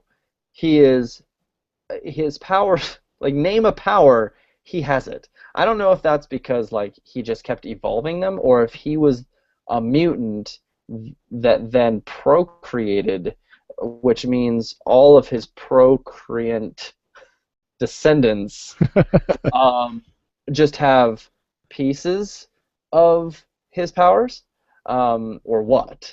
But that actually doesn't. That kind of goes against the whole idea that like Right.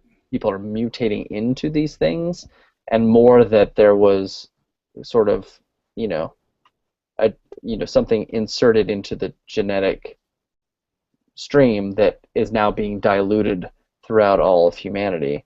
Um, so whatever. Anyway, an interesting sounding character, and the next film is apparently entitled X-Men Apocalypse, and will take place in the 80s. So I love what they've done. They've done a 60s X-Men, they've done a 70s X-Men, they're going to do an 80s X-Men. And so this will be, we've seen the 2023 version with them all at the school, and Logan's a teacher. But Right. we're going to see a younger Wolverine, younger Charles, and all of them deal something. This is something that apparently. Here's a question. So this is going to be something that happens after the 1973 that we just saw, that Wolverine will be involved in.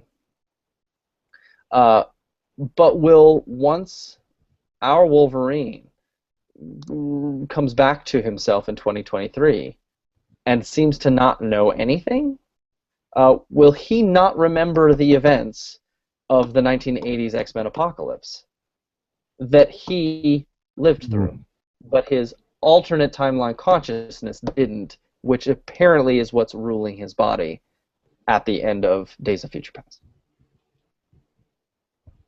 Excellent question. Hopefully they'll do some I don't sort of even know like, where to oh, tackle that. now I remember both timelines or something. I don't know. Right. But they definitely made it seem like he didn't remember any of his past when he came back. So that should be interesting. I will take issue with you on one thing you said a little bit earlier, Mike, and that is this: um, X-Men First Class. Watch it again.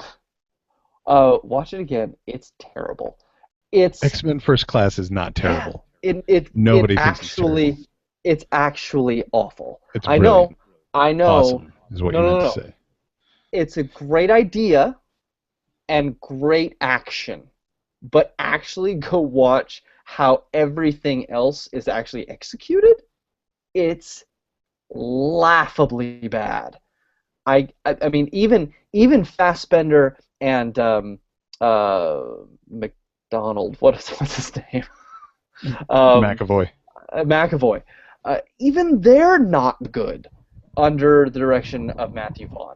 It's it's really just go back and kind of watch it and see, like, listen to the words they're actually saying. Um, yes, they serve the plot sort of, but only in the most basic, rudimentary. Like, it's really blunt filmmaking with great action. So overall, it's worth watching, but I watched it recently, and it's bad. It's real bad. I don't know that we're talking about X-Men First Class, Yeah, First which Class. is Right. currently sitting at No, I know. I know. 87% Every positive, and everybody thinks everybody was that it's duped. awesome. Everybody People was are duped. saying that after restoring the franchise to firm footing with X-Men First Class, director Matthew Right. Vaughn handed the reins back to Bryan Singer. Right. Right. Now, X-Men Days of Future Past is sitting a mere 5% higher than First Class, and you're going to tell me that there's a 50% gap there somehow? What I'm Because I'm telling just you is not that going to. I'm not going to buy it. what I'm telling you is that Rotten Tomatoes should have a what would you call it? 5 years down the line review, where they contact everybody and say, "Will you please watch the movie again, and then either leave your rating the same, or if it would significantly change, would you change it?" And record that. And I'm telling you that Future Past would be, instead of 87, it would be at more like 92. You're right. 61, No, 62%. Yeah. there's just no way. Yeah, and that 5 years down the line, Future Past would still be at 92 or whatever, 95. That it has the staying power. First Class doesn't. Like, okay, I'm coming to Denver. We should sit down and watch it. It's laughably awful in so many places. It's not even just like sort of borderline. Like, it's terrible in everything that is not an action sequence. So I'm right. I don't know what to tell you. They should also have a place for Rotten Tomatoes to review for people who have delusions of grandeur Okay, I'm not. and don't have the ability to recognize when they're wrong. All right. And you guys can all get together and talk about how everybody This else is- is wrong. You know what? We talked last week about doing a 4-hour podcast where we do a riff tracks and then we talk. We should watch. If we did it, it would be First Class, because it would be nonstop making fun of the movie for No, me. there's no way. Yeah, There's there no is way, a way. because I enjoy it too much to be sitting there with you, like, laughing at it, and me being like, why are you laughing at that? That's actually well done. No, you would be deeply And I'd be convicted like, well, you and just go ahead and ashamed watch that you had not X-Men seen it for Origins yourself. Wolverine. And I don't blame you. and How many times slap have you seen it? yourself. How many times have you seen it? I don't know, 3 or 4? First Class. Yeah. Seen it You might be hopeless. Yes, Oh, I might be that's- hopeless in that I that's think the not- movie that everybody else thinks is good is good. Oh, what? No. Okay. All right. It's on Wow. our docket. It's on our docket to watch. It's terrible. But this. I think you're movie- thinking X-Men Origins Wolverine. No, because no. X-Men Origins Wolverine is not good. I can't speak about X-Men Origins Wolverine. I saw it once, and I need to see it again because my initial opinion of it was, hey, that's fine. And I'll see it again before I actually go on record as saying anything about X-Men Origins. The Wolverine, I think, is terrific. I think it's a great little story, wraps up their little story arc. I think it's great. First Class is Awesome. awkward and unwieldy, and even Fassbender looks like an idiot when he's smiling. Like for some reason, Matthew Vaughn was like, "Show us more teeth. Make it look like you're snarling when you smile." And it just, I don't know. It's super like when they're trying to move the satellite dish, and then he's like, it's just so awkward and terrible. I have no idea what you're talking Everything's about. just everything's on the nose. You know what I mean? Like no one actually says anything to anybody they would actually say in that situation. It's all I need to explain to the movie audience all the context of what's going on constantly. You know, when Xavier is training everybody, everything is just super spelled out. But the whole thing starts off so terribly with the little Mystique. She's awful. She's terrible. So's little Charles. Like it's just a bad beginning. Oh, we should. Yeah, I'll grant you that. The little Okay. kids at the front were Yeah. kind of. I mean, who wants to take it that far back? Like that could have Right. been a line of dialogue, but I don't know that I'm going to put the whole film weighted on whether or not I enjoyed those two kids. Right. I think you're I'm, going a I'm, little bit I'm not far. suggesting. I feel like that kind of, I believe that kind of ineptitude is actually flowing through the entire film. It's just masked by other moments of true brilliance. So you I'm just kind of really feel about X-Men First Class the way that I feel about Captain America. Captain America. I think I do. I think that I can't get over some humps, you know what I mean, that other people can. Now that I've gone back to watch it, so I own it. I bought it because Well, we there you need to go. see it, and it's so hard to like rent anything these days that's more than a year old. Um, so I'll Oh have an yeah, opportunity to watch it again, and seriously. Cuban Missile Crisis, Michael Ironside as a ship captain, like all that stuff is fantastic. Kevin Bacon and his absorbing power, terrific. But just everything else. The Ice Queen. She's the Oh, the worst. Diamond Lady. What's She's her name? she's in Mad Men.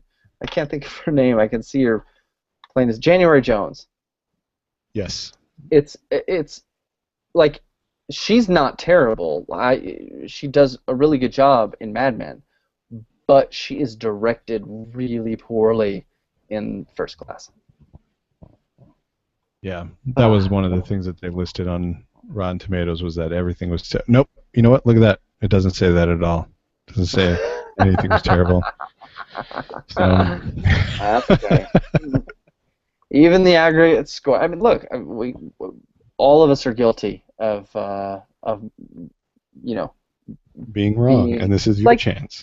Hitler It's your chance rose to to admit it. power. Hitler rose to power, Mike, because You he know they murdered say that the rule people is if with you his bring in first Hitler to the right. conversation, The you other person. automatically lose. No, I don't lose. It's the Yep. automatic you lose, right? No, You, if you have to bring Hitler in to prove your I point, you don't. I automatically don't lose. have to. I'm perfectly You comfortable. I'm just just did. saying.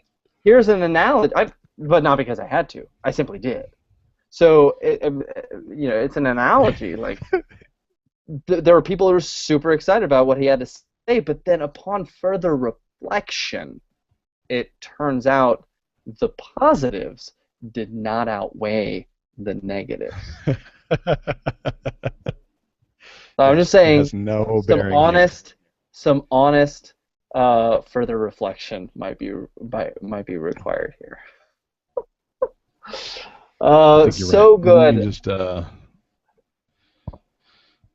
Let me just further reflect on some of the stuff. Yep. This one gets the job done. Uses themes the previous movie did: intelligent, fast-paced, highly entertaining. A blazing pre-boot breathes new life. Yeah, completely entertaining superhero. Yeah, this further reflection, dude. I appreciate you telling me You didn't news watch the because it's movie. really You watched what making me other think people were about how saying. good this movie was. That's not the A same thing, terrific and entertaining. you douche. All right, Mike, a pleasure as always. And you know what? It's been a while since we've been able to argue fervently about something. So um, this is one of those things where I feel like the real argument happens while watching the movie. So maybe we'll record that. Probably not. Um, but we got some interesting stuff coming up. We've got Maleficent is coming out in the coming week, and then Days. What's the Tom Cruise feature coming out? Um, Oh, it used to be called All You Need Is Kill, but yeah, it's something about something the about brink of tomorrow or something. tomorrow. Like, we're movie The experts. edge of tomorrow. There it We is. we Edge of know tomorrow. we know the name of movies. All right, The Edge of Tomorrow, which is getting really great buzz early on, and sounds like fun. Also, some smaller films. Tom Hardy's out in theaters right now in a movie called Locke. That's supposed to be fantastic. Hopefully, we'll get a review of that from Jelani in a week or two. And if you can find it, um, I'm having trouble thinking of his name right now. But Jon Favreau, director of the first two Iron Man films, but more importantly of um, well, I don't think he directed Swingers, but he was certainly obviously in Swingers. Jon Favreau has a personal project called Chef. That is out in theaters, Oh getting yeah. wonderful reviews. So, some of these blockbusters don't lend themselves to as deep a conversation about filmmaking and philosophy as others, and maybe get out there and see one of those slightly, not blockbuster type of films, because we've been kind of doing that lately. Hopefully, I'm probably going to edit this outro because this is a cluster. Anyway, so get out and see something. If you see something, love it, hate it, hit us up. You can reach me at tim@filmparley.com, or you can tweet your comments to @filmparley. As my voice is now going, apparently. But once again, Mike, always great talking with you. Look You forward too, to our man. next chat, and I hope possibly that chat might actually even occur with both of us in Denver. Um, Yes. wouldn't that be something? All right. Until then, man, boat drinks. About drinks. Sorry, dude, that went long. Yeah. And we even imagine somehow we managed to get it to almost 2 hours. That was It's true. entertaining though. Yeah, I mean, although that being said, I mean, I'm at 1 hour 51, but I don't think we started the show until 10 minutes in, and I'll probably trim our first class discussion down. So it might be back to an hour and a half. But it was a good show, right? Yeah, it was fun. Oh, all right. Well, YouTube is still listening. It says we have 2 viewers, so I'm not sure who's still tuned in, but Sweet. there it is. Sweet. Hi, YouTube. So thanks for listening, everybody, and thanks to my wife for writing questions because none of the other You're viewers awesome, did. Oh, Terry. down to one viewer. Bye, viewer. All right, Mike. I know it's late out there. Oh shoot, it's late out there. Yeah, it is. How is that possible? Because we didn't really start until almost 11. Jeez. All right.